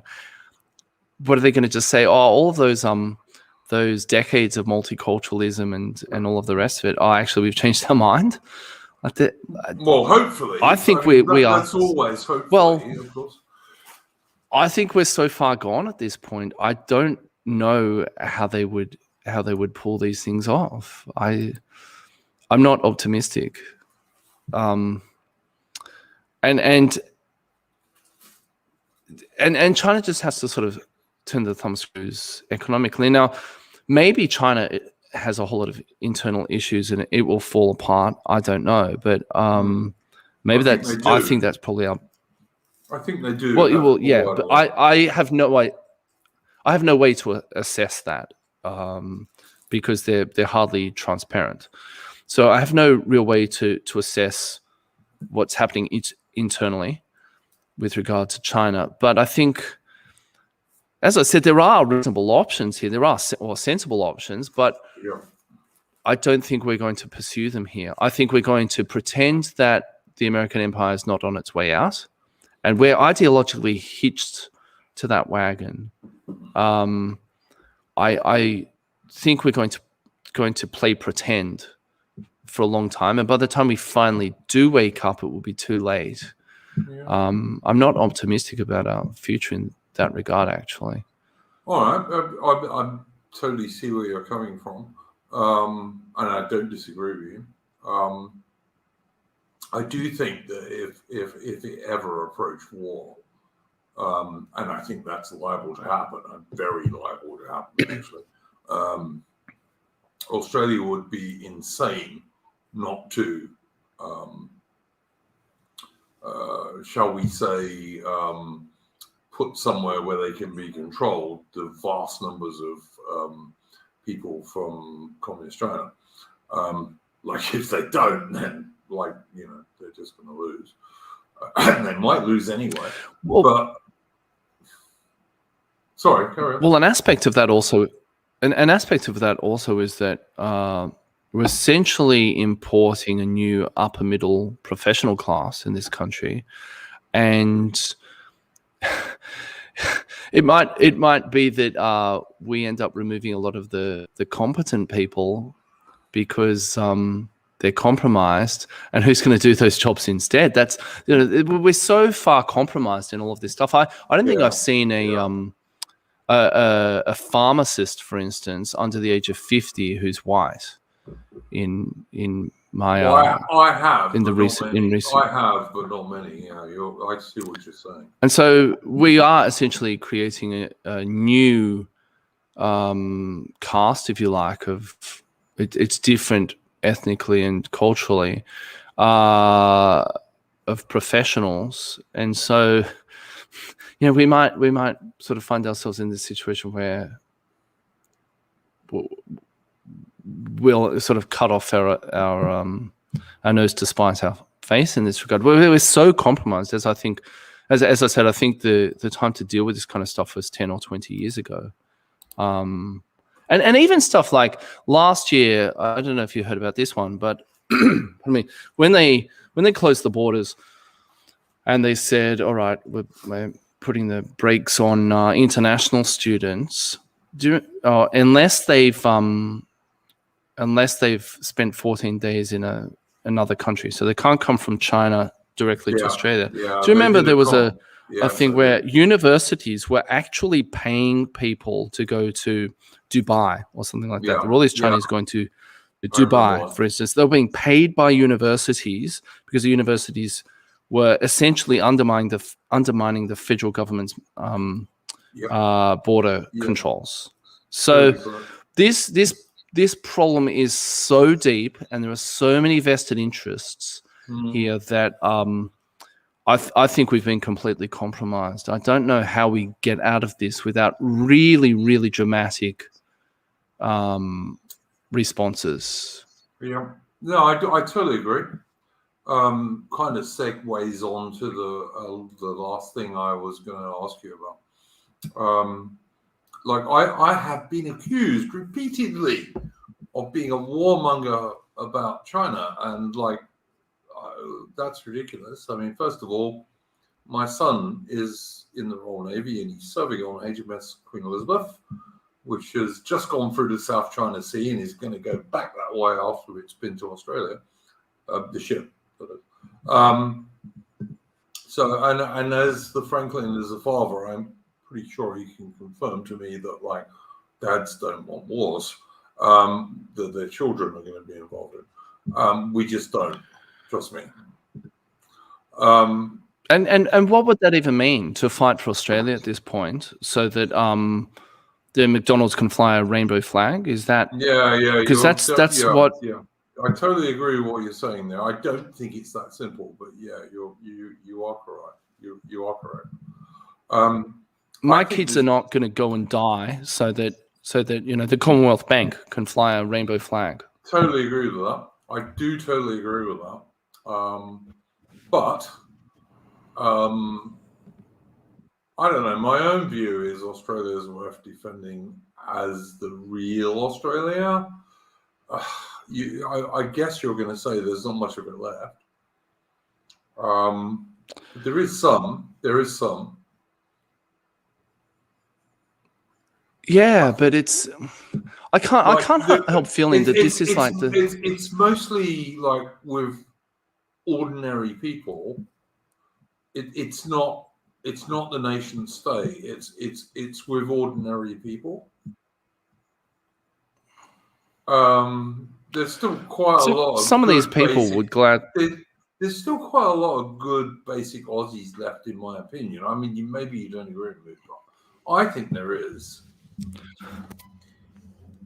No, I agree. I agree that there are, but the problem is that this is always. It's like what's happened in America over the past 20 years. You've got these guys from the sort of the heartland who were told they needed to go over to Afghanistan or Iraq and fight some war for who knows what reason. Yeah, absolutely. And only to return to a country that's been gutted and their jobs have been sent abroad and their communities have been wrecked by an opioid crisis and all of this. So what exactly were they fighting for? What exactly would we be fighting for? But people get gaslit into thinking that they are fighting for their neighbors or their families or their communities or whatever, and that is just used and abused by this sort of this. It is. I don't nefarious elite. Yeah, I don't disagree with that at all. And so all of this would be billed as, and I'm not a fan of China and the CCP, but all of this would be billed as, do it for the country. Well, what they would really mean is do it so that the Commonwealth Bank or the AFL or any of these other huge corporations can have another diversity mandate or whatever it is. Do you think there's any chance that if there was, like, say there was a relatively serious, mostly naval and air war with China, do you think there's any chance whatever that people like Australia, UK, Japan, even maybe some Americans, I don't know. Do you think there's any chance whatever that could possibly lead to some kind of change of course for Western nations? Maybe. I mean, never say never.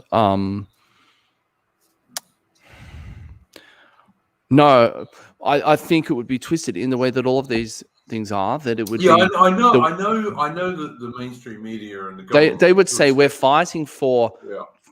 We're fighting for human rights. We're fighting for diversity and all of this.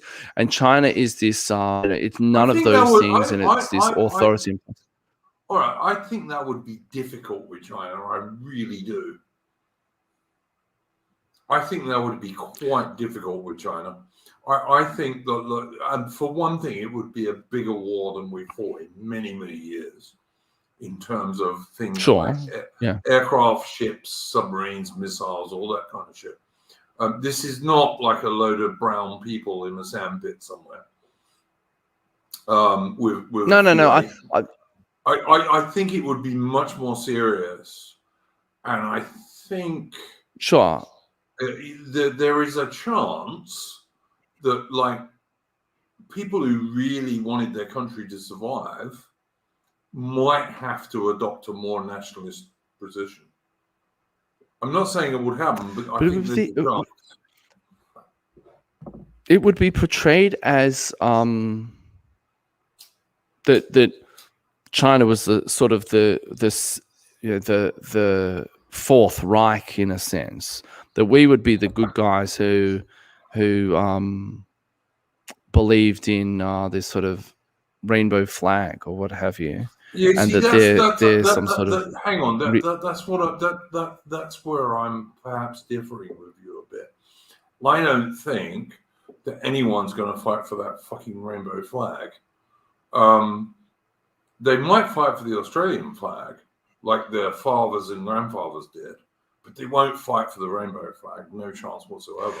Yeah, I know, but that's where they gaslight them all the time. That all of those guys who signed up, on the 12th of September, 2001, who said, America has been attacked, and they went off and spilt their blood in Mesopotamia or in in the Hindu Kush. Those guys didn't think they were fighting for Halliburton or for McDonald's or the rainbow flag or whatever, but they damn well were. Yeah, absolutely. And they were gaslit in that regard. I totally see that, but I just think the slight difference is that a war against China would be much more a war for survival. Like, Afghanistan and Iraq were never going to take over Western nations. It wasn't going to happen. Like, the only people taking over Western nations with foreigners is the Western nations' own leaders, as obviously you and I both know. But a war with China would be a much more existential threat. It would be a far more serious deal.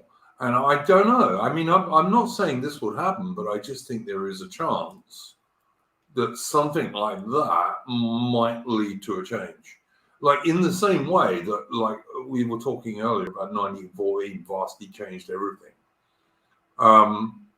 Maybe that could happen. I don't know. I'm not saying it will, but maybe it would, possibly. I don't know. What do you think about that? To the extent that anything like that possibly could create some sort of nationalism, it would have to be some sort of civic nationalism, and there would have to be a kind of post-British identity, because how are you going to get all these non-Anglo-Australians to sign up for this? What's in it for them? All right. Well, why would they fight for? All right. That segues into the last thing I was going to ask you about Kanzok. And I guess we can talk about the horse-faced feminist in New Zealand if you like. But I was thinking more the the esteemed leader of Canada, actually. Yeah, well, same.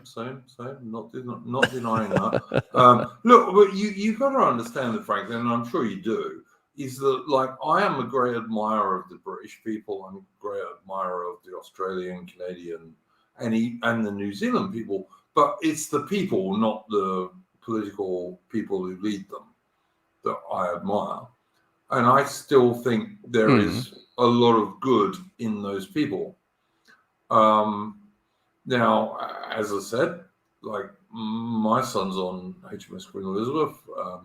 I'm looking forward to seeing him in Sydney Harbour in a few months' time, and hopefully getting a tour of the ship. I do hope. But anyway, maybe, just maybe, there is a little bit of hope for us with this stuff with China, I think, because, as I said, I don't think you can compare it to shit like Iraq and Afghanistan or Libya, because none of those were existential threats to us. Whereas the Chinese Communist Party absolutely is. It absolutely is. And you know what? I hate global homo. To say I detest it would be a vast understatement. But the Chinese Communist Party, despite what some people on the right say, would not be better, in my humble opinion. I think it's a Clayton's choice. I'm just thinking, like, you know, if we have a chance to not just, you know, the NRX boys all say, you know, we've just got to do our little local stuff and survive for 250 years, and then maybe or maybe not, we'll come better eventually. If there is a slight chance for our nations as such, it might be this rivalry with China. Maybe, just possibly, it might force people to look at reality rather than this, in inverted commas, diversity is our strength bollocks. That's all I'm saying. I can't go further than that, because I'm almost certainly wrong. But I think there is a little tiny chance that it could push us into a better direction, perhaps. I don't know. What do you think?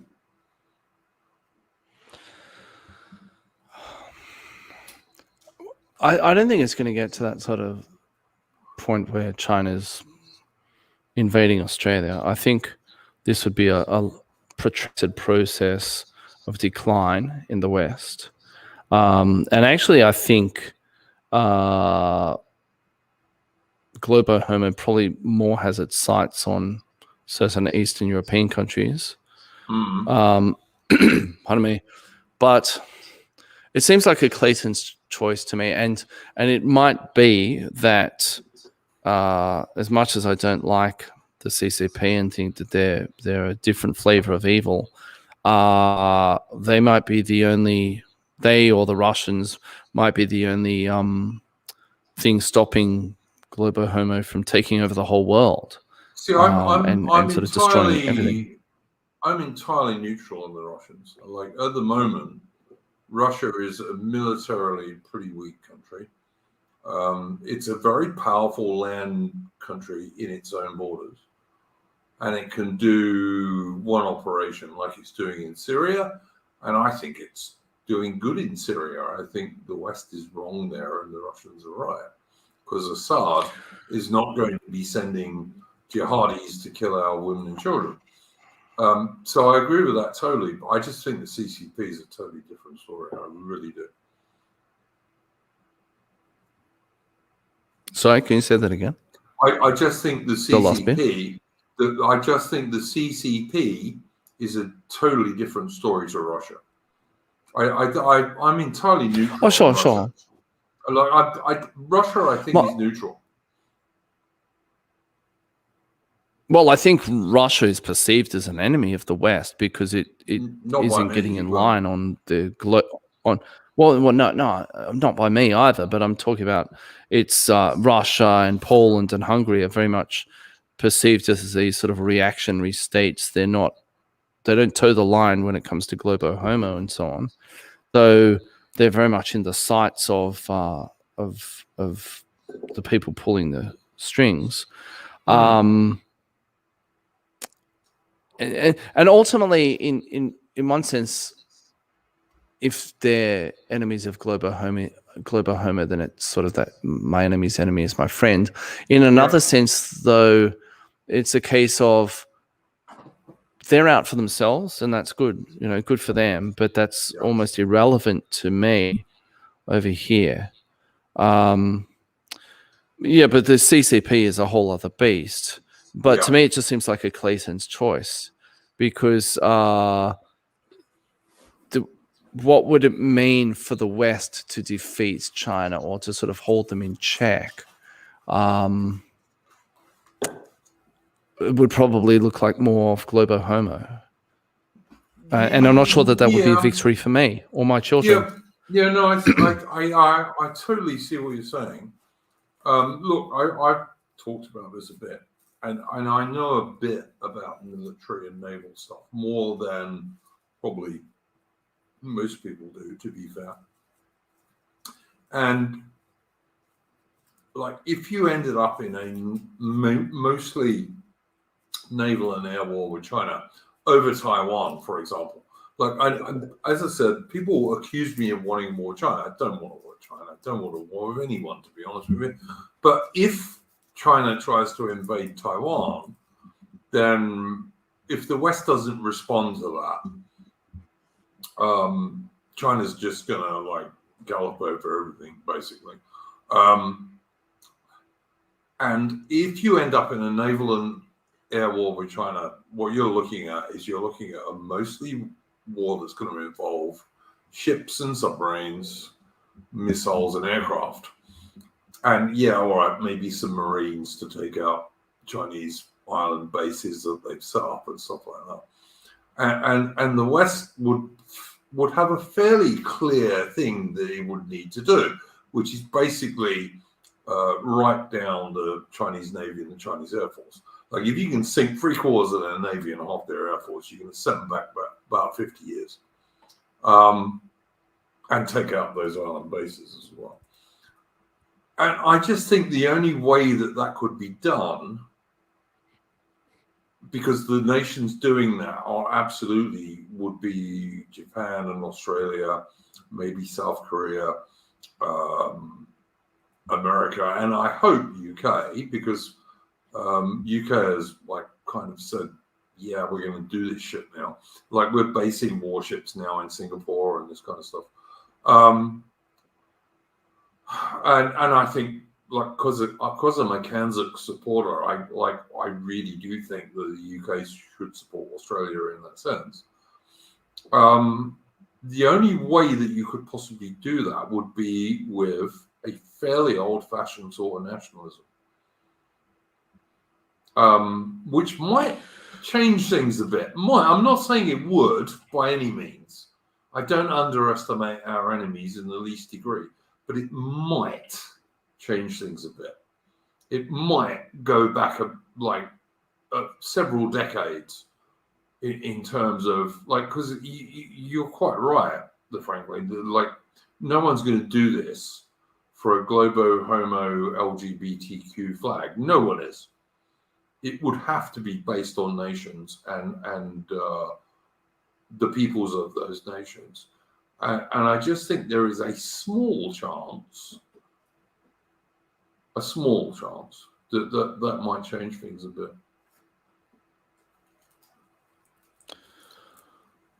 I think it's unlikely that it would even get to that. And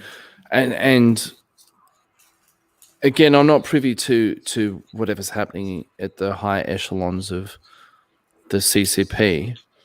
But if they're smart, they'll play the long game, because it seems to me that America, if they're smart, it's a complete disaster. It's what I mean, the wheels really fell off in a big way publicly last year in America. Mm-hmm.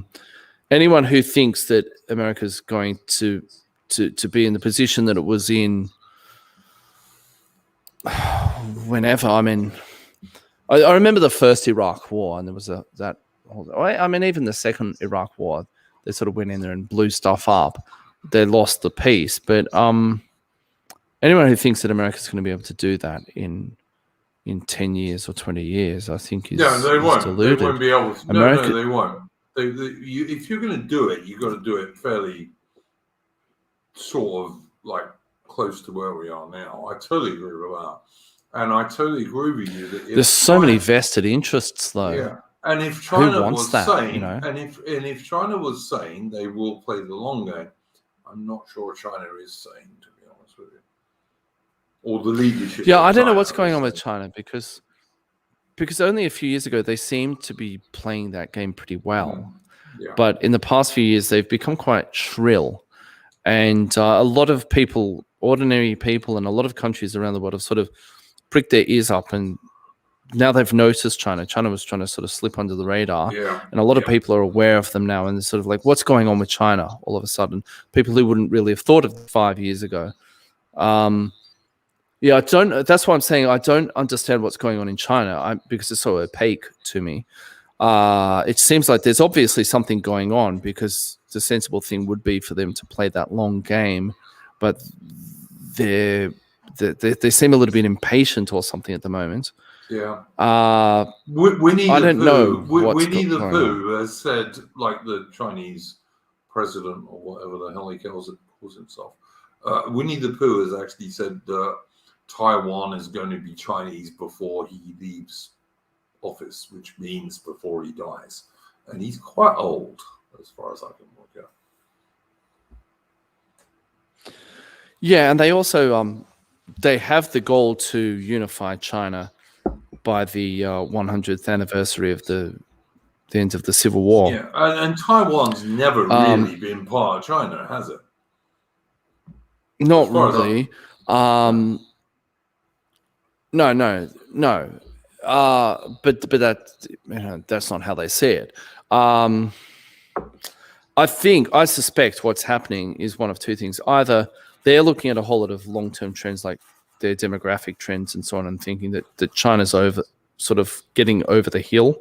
Yep. And they need to make the move now before they get too old and before their environmental issues and all these other things sort of crash the place. Yeah. Or Xi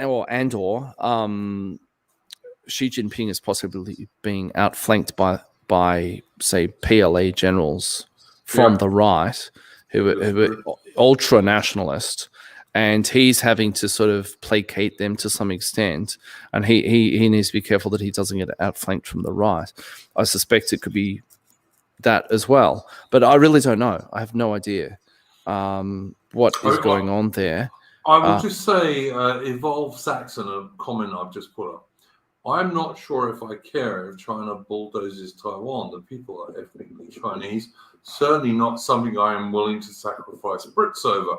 Look, guys, I just say, look, we sacrificed hundreds of Brits for idiot wars in the sand in Iraq and Afghanistan that achieved absolutely nothing. I mean, the Taliban are taking all those places back as we speak. If China gets away with taking over Taiwan, Australia's going to be next. Australia or Japan are going to be next. If she gets away with that, that's what's going to happen. I'm sorry, it's just true. Look at all human history. And I agree. Yeah, they'll start pulling their way around the region. Yeah, I mean, I totally agree with what the Franklin says about Globo Homo and the LGBTQ flag and all the rest of it. Totally agree with that. Absolutely do. But you know what? I'd sooner have some sort of Australia or some sort of Japan or some sort of Taiwan around than I would the CCP.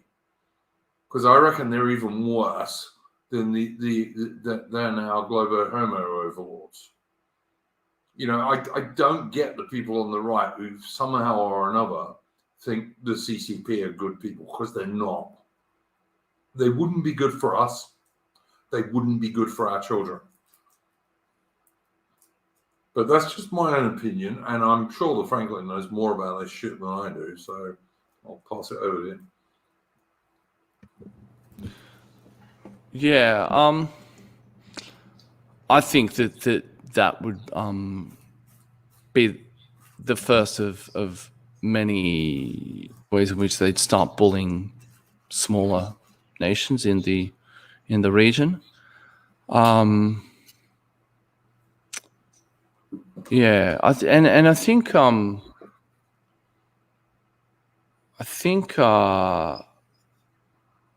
that he's wrong about the Dutch going there before there were Chinese there. There were Chinese settlers there hundreds of years ago. They came from Fujian province. Not nearly as many as there are today, obviously, but there were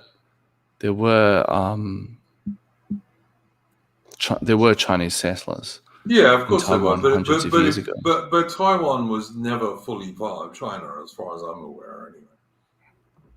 No. It was a sort of very. I mean, Taiwan was a very difficult place because of the topography, and also because of the vegetation and the Aboriginal people there. So it was very much a sort of a remote frontier, and it was never really sort of administered. I mean, the Chinese emperors might have laid claim to it, but they never really controlled it. And it was Japanese for ages, wasn't it? It was ceded to Japan in 1895. Yeah. When China lost the Sino-Japanese War, and then it was returned to China in 1945 to the nationalists. Yeah. Hence why the nationalists ended up fleeing there, and the people, and so it's complicated because there were already Chinese settlers who'd been there for a long time, and they spoke a different dialect and had a different culture and so on, and that was all suppressed by the nationalists when they came, and there are the echoes of that. Their two main political parties to this day. I watch the Franklin. I watch a few YouTubers from Taiwan, and like I do a few from Japan, just because I find the cultures interesting. And some of these guys in Taiwan previously spent time in mainland China, and all of them, without exception, point out that the Taiwanese culture is actually quite different from the mainland Chinese culture. And the Taiwanese are much more polite people. They're not as loud and noisy and all this kind of thing. But you would know more about that than I do, because like you've been there, so yeah. Yeah, I mean, it's a different culture. You know, as I said, the people there, there was a process of sort of forcing Mandarin on people, but even today in the South, many people there, first language is not Mandarin. There are other Chinese dialects, and then there's another group called the Hakka, who are sort of a diaspora generally within the Chinese-speaking world. So it's quite complicated ethnically and so on, and there is a growing Taiwanese identity. It was complicated in the past because there were so many people who came over with the nationalists after World War II or at the conclusion of the Civil War. There were sort of different identities. There were these different concepts in terms of those who could trace their ancestry there for multiple generations, or those who had just come over. So it's quite nuanced, the Chinese identity there. And of course, more broadly speaking, they reach back into history in terms of their identity. Prior to all of this, hundreds of years ago, thousands of years ago, they considered themselves sort of in a sense the true descendants of Chinese culture. Like the National Palace Museum over there has more of the ancient Chinese artifacts than they do in China, because all of that was brought over when the nationalists were fleeing the communists. and then of course later in China they had the Cultural Revolution. So in many ways, the Taiwanese consider themselves the true custodians of Chinese culture anyway, and they use traditional characters compared to simplified characters on the mainland and all this sort of stuff. Do you think they'll fight? But it's very nuanced. Could I ask you, if China did try to invade them, do you think the Taiwanese will fight? Look, I'm by no means an expert on this kind of stuff, but recently I read that both the Americans and the Chinese think that within the next 10 years tops, but more likely 5 years, China will be in a position to take Taiwan so rapidly that there couldn't be an American response, and the Taiwanese response itself would be dwarfed by whatever the Chinese would throw at it, and they would probably take the place over in a week. Have you? Now, I have no idea. Oh, I was just going to ask, have you seen the recent American arms deals with Taiwan, where the Chinese are going to get Abrams tanks and very modern American fighters and all this kind of stuff?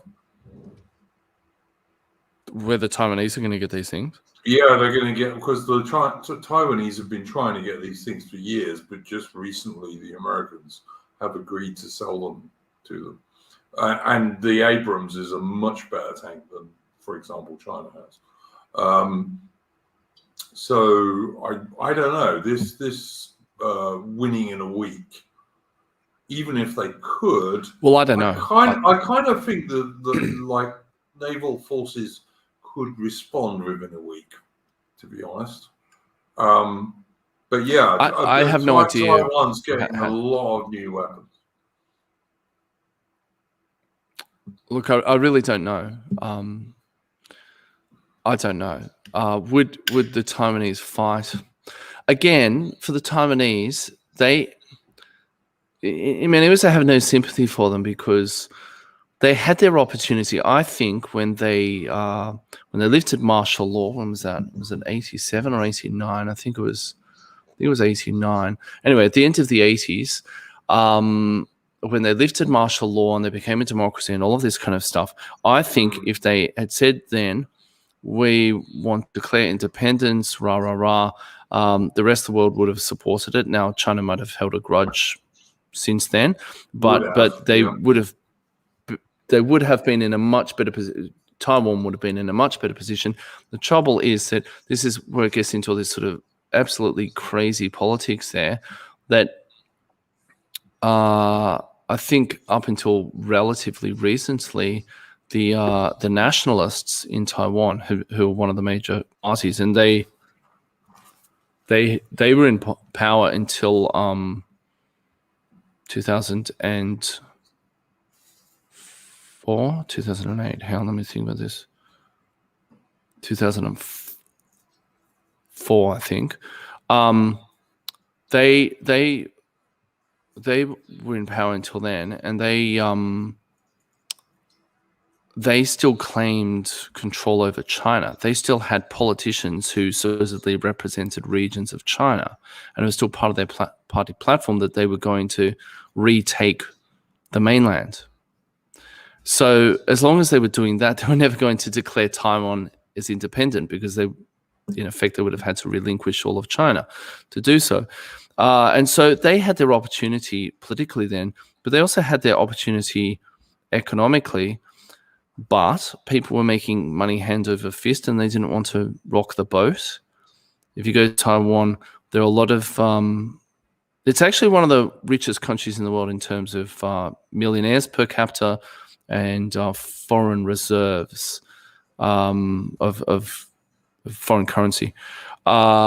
People were making too much money and they didn't want to rock the boat. And so can I just the time to deal with China was 30 years ago. Yeah, no, I don't disagree with that. But can I just ask you, don't the Taiwanese make something for computers, which they make more of them vastly than anyone else in the world? Yeah, a few things. Yeah. They make a lot of the microchips, and they also control a pretty significant percentage of the laptop market in the world. Yeah. Sure, but China is slowly eroding those things. And the problem is also that a lot of these Taiwanese companies, they might have their headquarters in Taiwan, but their factories are in China. And so it's all very well said that they control the production of these things, but if the factories are in China, they don't control them. The CCP, if it really wanted to, could just seize those factories, obviously. The main Chinese ones, yeah, no, I see that. I don't think we're going to come to the end of this conversation because obviously it's complicated. It's like it's like that quote by Yogi Berra, and it's hard to make predictions, especially about the future. I'm going to just ask you one more thing. What do you think about Kanzuk? I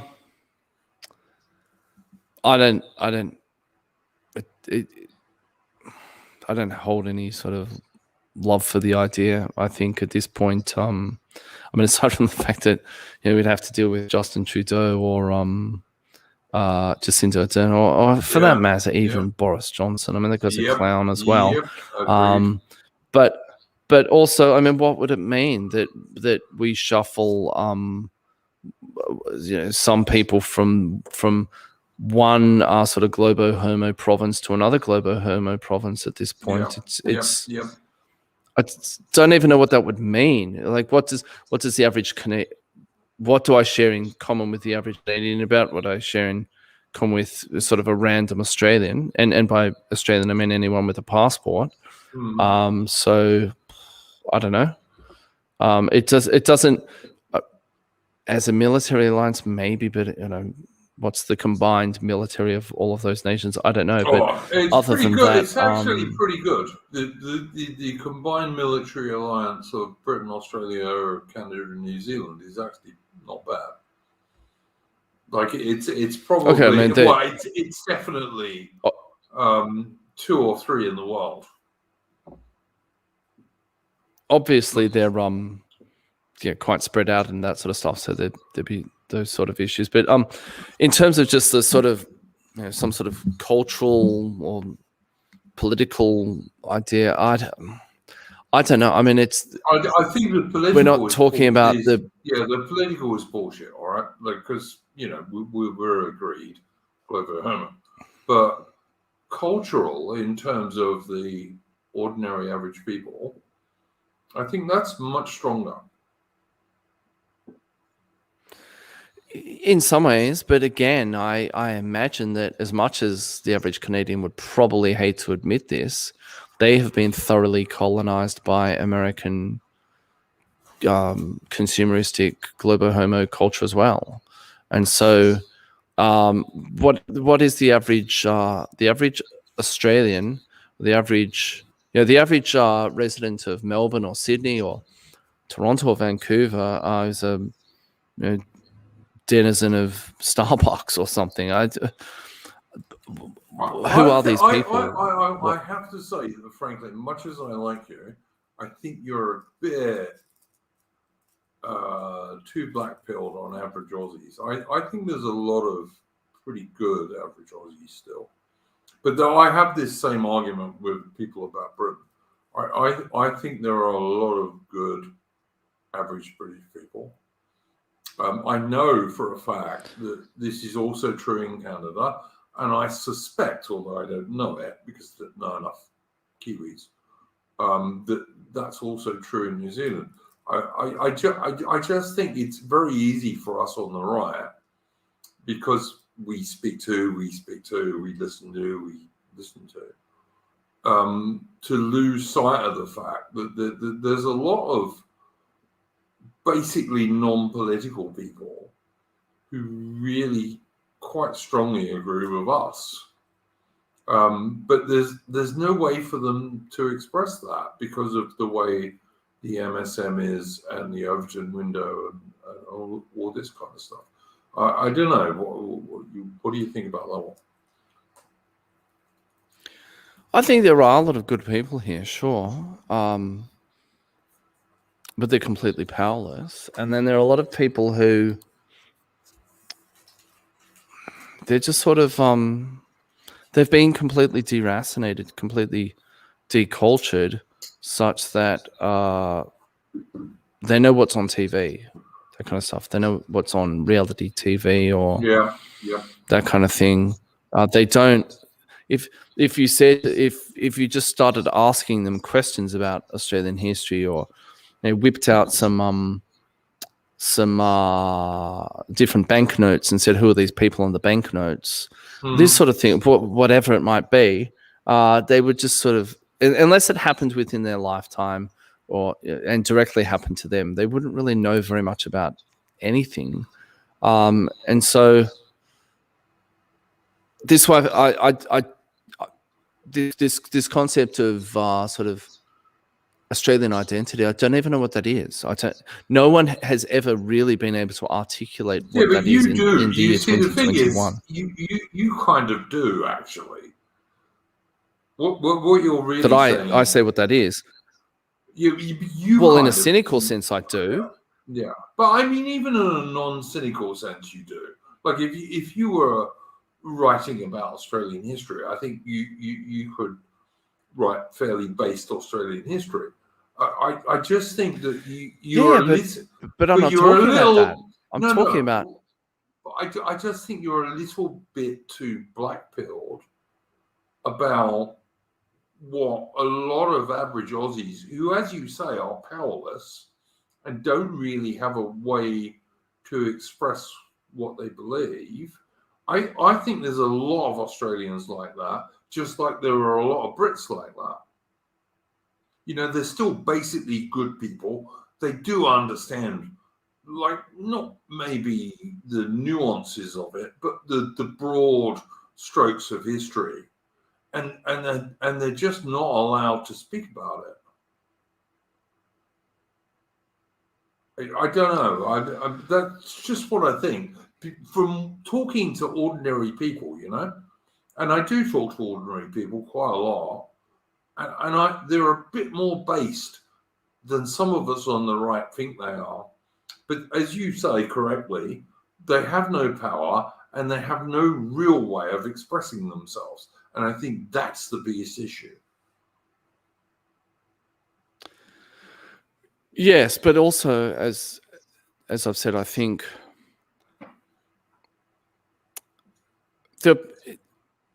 people can be good people, but that still doesn't mean that they actually know anything about themselves and their culture and all of that sort of stuff. And so what is our culture? I mean, someone asked in the chat if I can define Australian identity or what I think it should be. Well, those are two very different things. What I think it should be is very much verboten these days, any kind of appreciation of the people who built civilization on this continent from nothing. And the whole sort of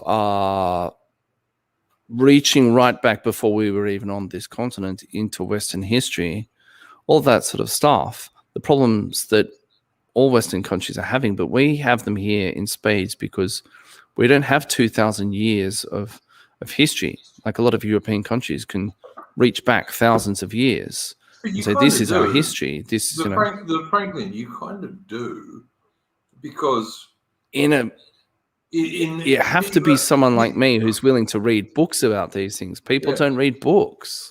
But you know, like an Australian can say, okay, my history is like 1780s to now.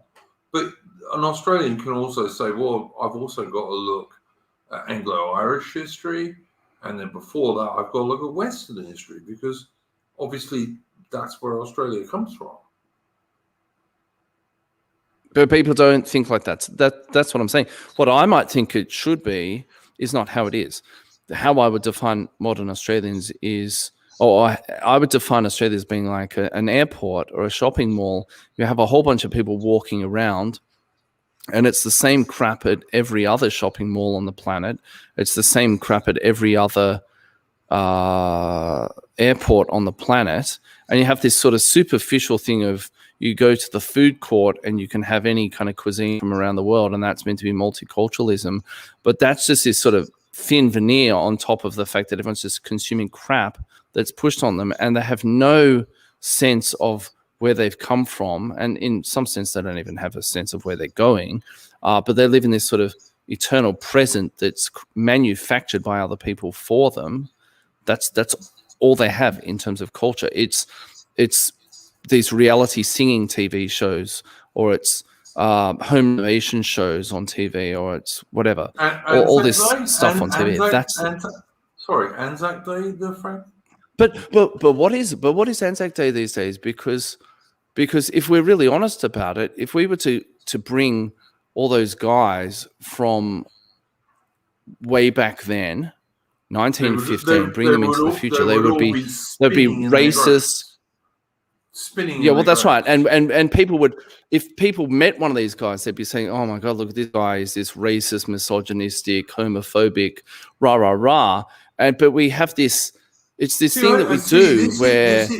Let me finish my thought. Let me finish. What I wanted to say is we do this thing where we have something that in a healthy society would make perfect sense, and we gut it and we wear the skin suit of it.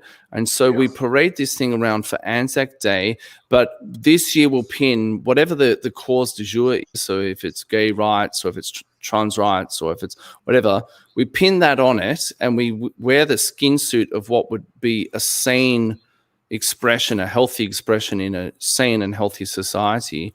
And we wear that, and everyone goes, "Oh yeah, we should do that." And that's sensible.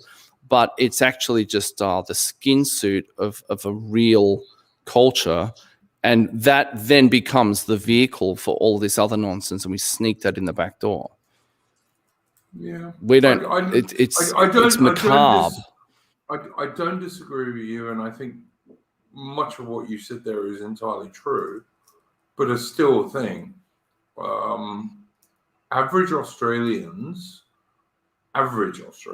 not middle class Australians, average Australians, would be entirely happy with their fathers and grandfathers and great grandfathers who were the Anzacs, the real Anzacs. They would be entirely happy with them.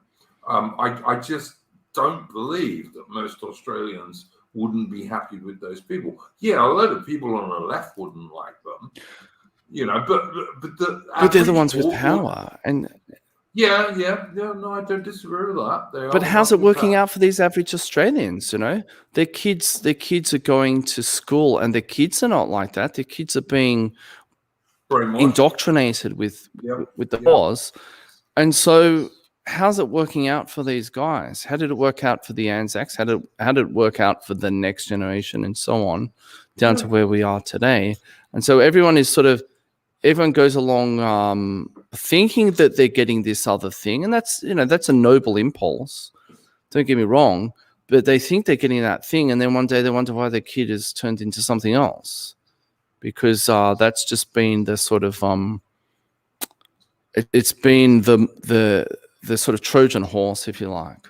Yeah, no, like this Trojan horse, and I'm not disagreeing with you at all, Franklin. I think you're absolutely 100% correct.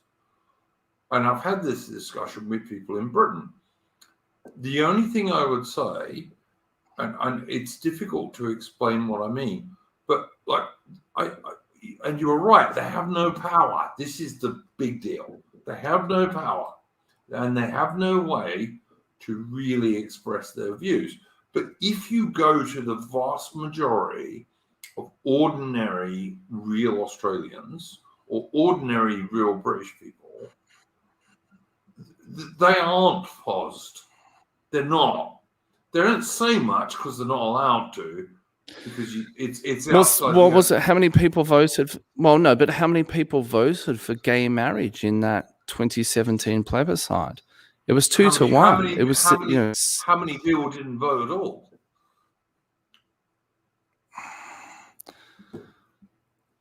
I don't know, but quite a lot. Plenty of people go along with all this stuff. Yeah, no, I don't disagree with you. The noisy side is absolutely what you're saying, but I just think there is a better level of basic people underneath that than many of us allow for on the right. I don't know. It's maybe you look at Trump supporters in America. Okay, I was not a big Trump supporter because Trump was basically a 1980s Democrat as far as I was concerned. And I'm not an American, but the basic people who supported him were most of the ordinary Americans, in my opinion. And I think you could almost say the same thing in the UK and Australia, but there isn't a party they can support. There's no, they can't say anything because of the Overton window and the way Globe Home runs everything. But I think people on the right who say, no, our people are absolutely paused and it's all black pill and we're all going to die and everything is terrible, I think they're going too far. I think there are quite a lot of reasonably good basic people still. That's all I'm trying to say. Nothing else. Just that. How would they resurrect any sort of notion of it's a bit like with language, in that if people don't teach their kids a language, how many languages in the world have been sort of resurrected now that, you know, Hebrew, and I've heard a little bit in Wales, but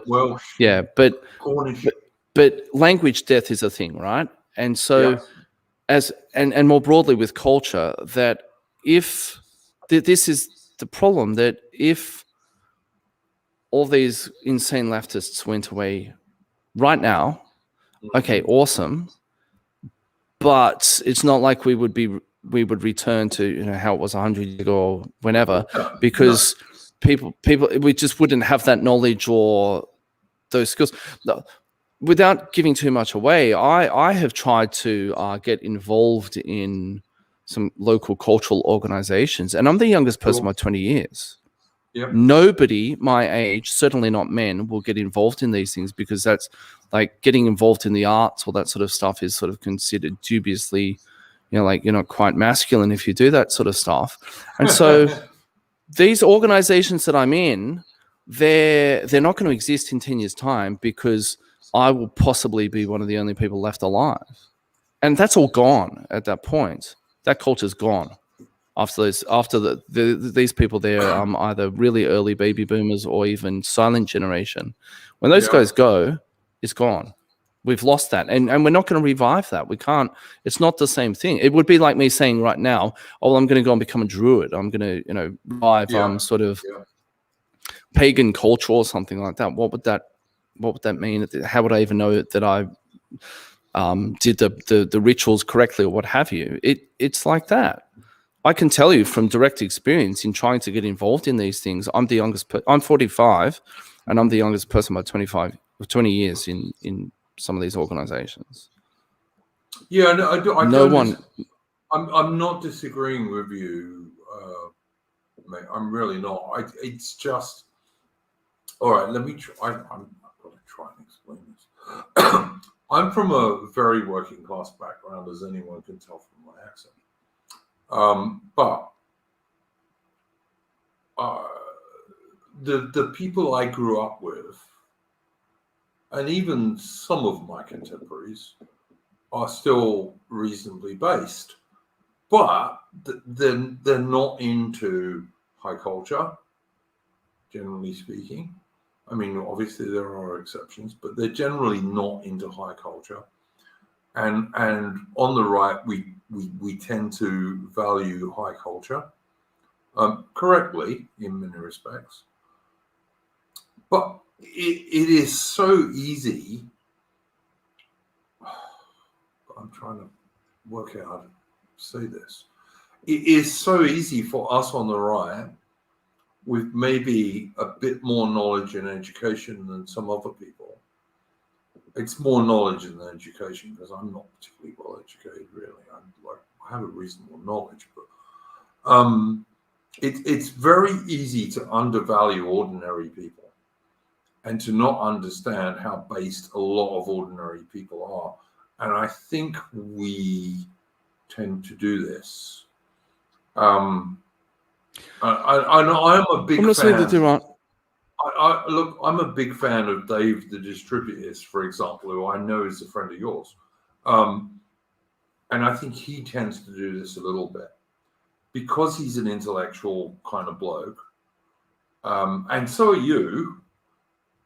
I think both of you tend to do this a little bit.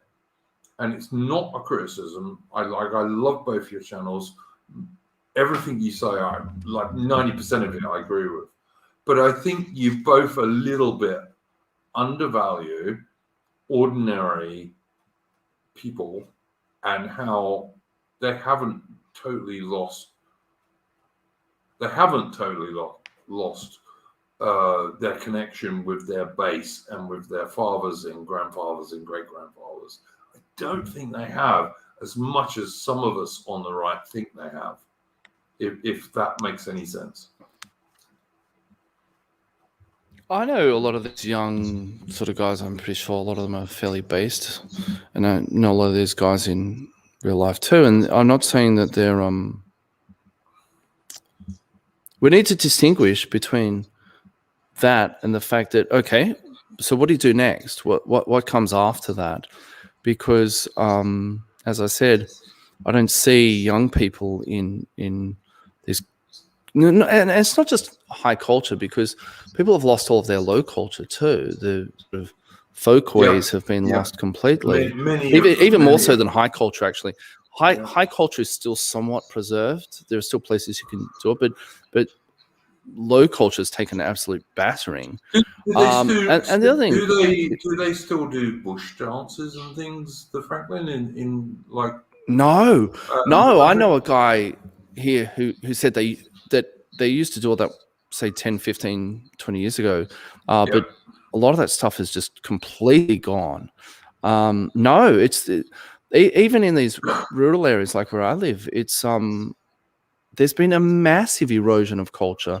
I have another subscriber who lives in another part of rural Victoria, and he said where he is, there are all these sort of musical groups, bands, and choirs and all this sort of stuff closing down because they just can't keep members. And there's one that I think there's one where they have all these old instruments, and they had to sell them off or something because they just couldn't keep the group together.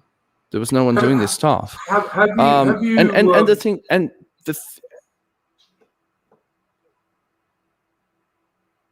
the other thing I was going to say is that in these groups, there are, as I said, a lot of these guys are really early baby boomers or even silent generation. A lot of these guys come from working class backgrounds. A lot of them are immigrants, and yet they're still into high culture. I know one guy, he's got a huge book collection. He's really into the Arthurian legends. And he's got all these rare copies of various books, and he's really into classical music. And this guy, he was a plumber when he was he's in his 80s now. When he was younger, he was a plumber. Now, I've met a few guys like that, quite a few actually. If you were to get you would not find those kinds of guys amongst plumbers under the age of 40 these days. I mean, there'd be one or two in Australia, I'm sure, but you just wouldn't find plumbers like that these days, or tradesmen like that. Whereas I've met quite a few guys. Sorry? Have you been to Mildura? Like, I think that's the most northerly place in Victoria. Not for a while, but you yes, have been there. Because like I remember when I was there, and like you would walk into one of the great local pubs there, and there were 2 or 3 if I remember correctly. And you'd have all these old hats on the wall from the local guys from the stations, and that to me was like pure Australian history and tradition. Yeah. Yeah, but I mean, it's not like that anymore. I mean, yeah, you can find a few of those guys. They're really old guys, but the culture has been completely gutted. In the cities, yes, I agree. In the cities, it has. But even in rural areas, I mean, I live in a rural area, and as I said, it's been completely gutted. People are into their consumerism here, and they're into, their all of that stuff, and their reality TV, and their back prior to Black Death 2.0, their holidays to Bali, and their boozy holidays to Bali, and all of that sort of stuff. And those people, that is their culture. All of that stuff. They don't have anything else. Okay. I don't know. I think there's a little more than that in the background, but that's just me. Yeah, there's some, but it's a tiny percentage of the population. Yeah, but you might be right. You might. Okay. Well, look, we've gone way over 2 hours. Yeah, it's pretty late. But that's cool. Anything else you'd like to talk about or shill or whatever? Please do tell people about do tell people about your streams, please, the Franklin, because they're great. Oh yeah, they go for even longer than this one normally. So I do a monthly stream. It's unless I notify people otherwise, it's the first Saturday of the month, my time here in Victoria, 11 a.m. and they usually go for 3 hours or so. And usually what I do is I talk about some sort of projects and goals and so on, and then I think I'm going to stop doing this, but I tell a story about traveling to various places in the world. Then I have some subscriber questions I prepare beforehand and go into some depth of those, and then I interact with the chat, and all of that takes sort of 3 hours or so to do once a month. So the next one will be coming up on, let me just check the days. The 4th of September. Yeah. But that's about all I have to say, I guess. Well, as I said at the start of the stream, the Franklin is absolutely my favorite Australian YouTuber, and he's well up there in my top 3 or 4 YouTubers altogether. Like he's up there with Dave the Distributist and these sort of people.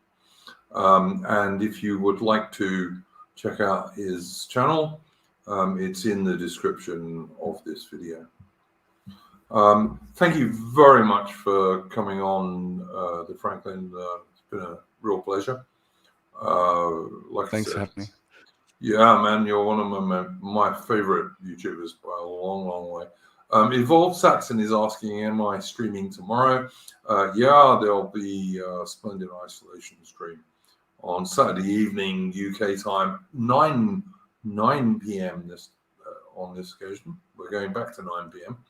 And that's about 6 a.m. Australian time. So yes, there will be. And I'm going to finish us off with a rousing tune, because I like that sort of thing. And this is Royal Australian Navy. It was written in 1913, when for the first time the Royal Australian Navy sailed into Sydney Harbour. And the Royal Australian Navy is a very, very fine naval force. So thank you, the Franklin. And we're going to play us out with this tune, I think.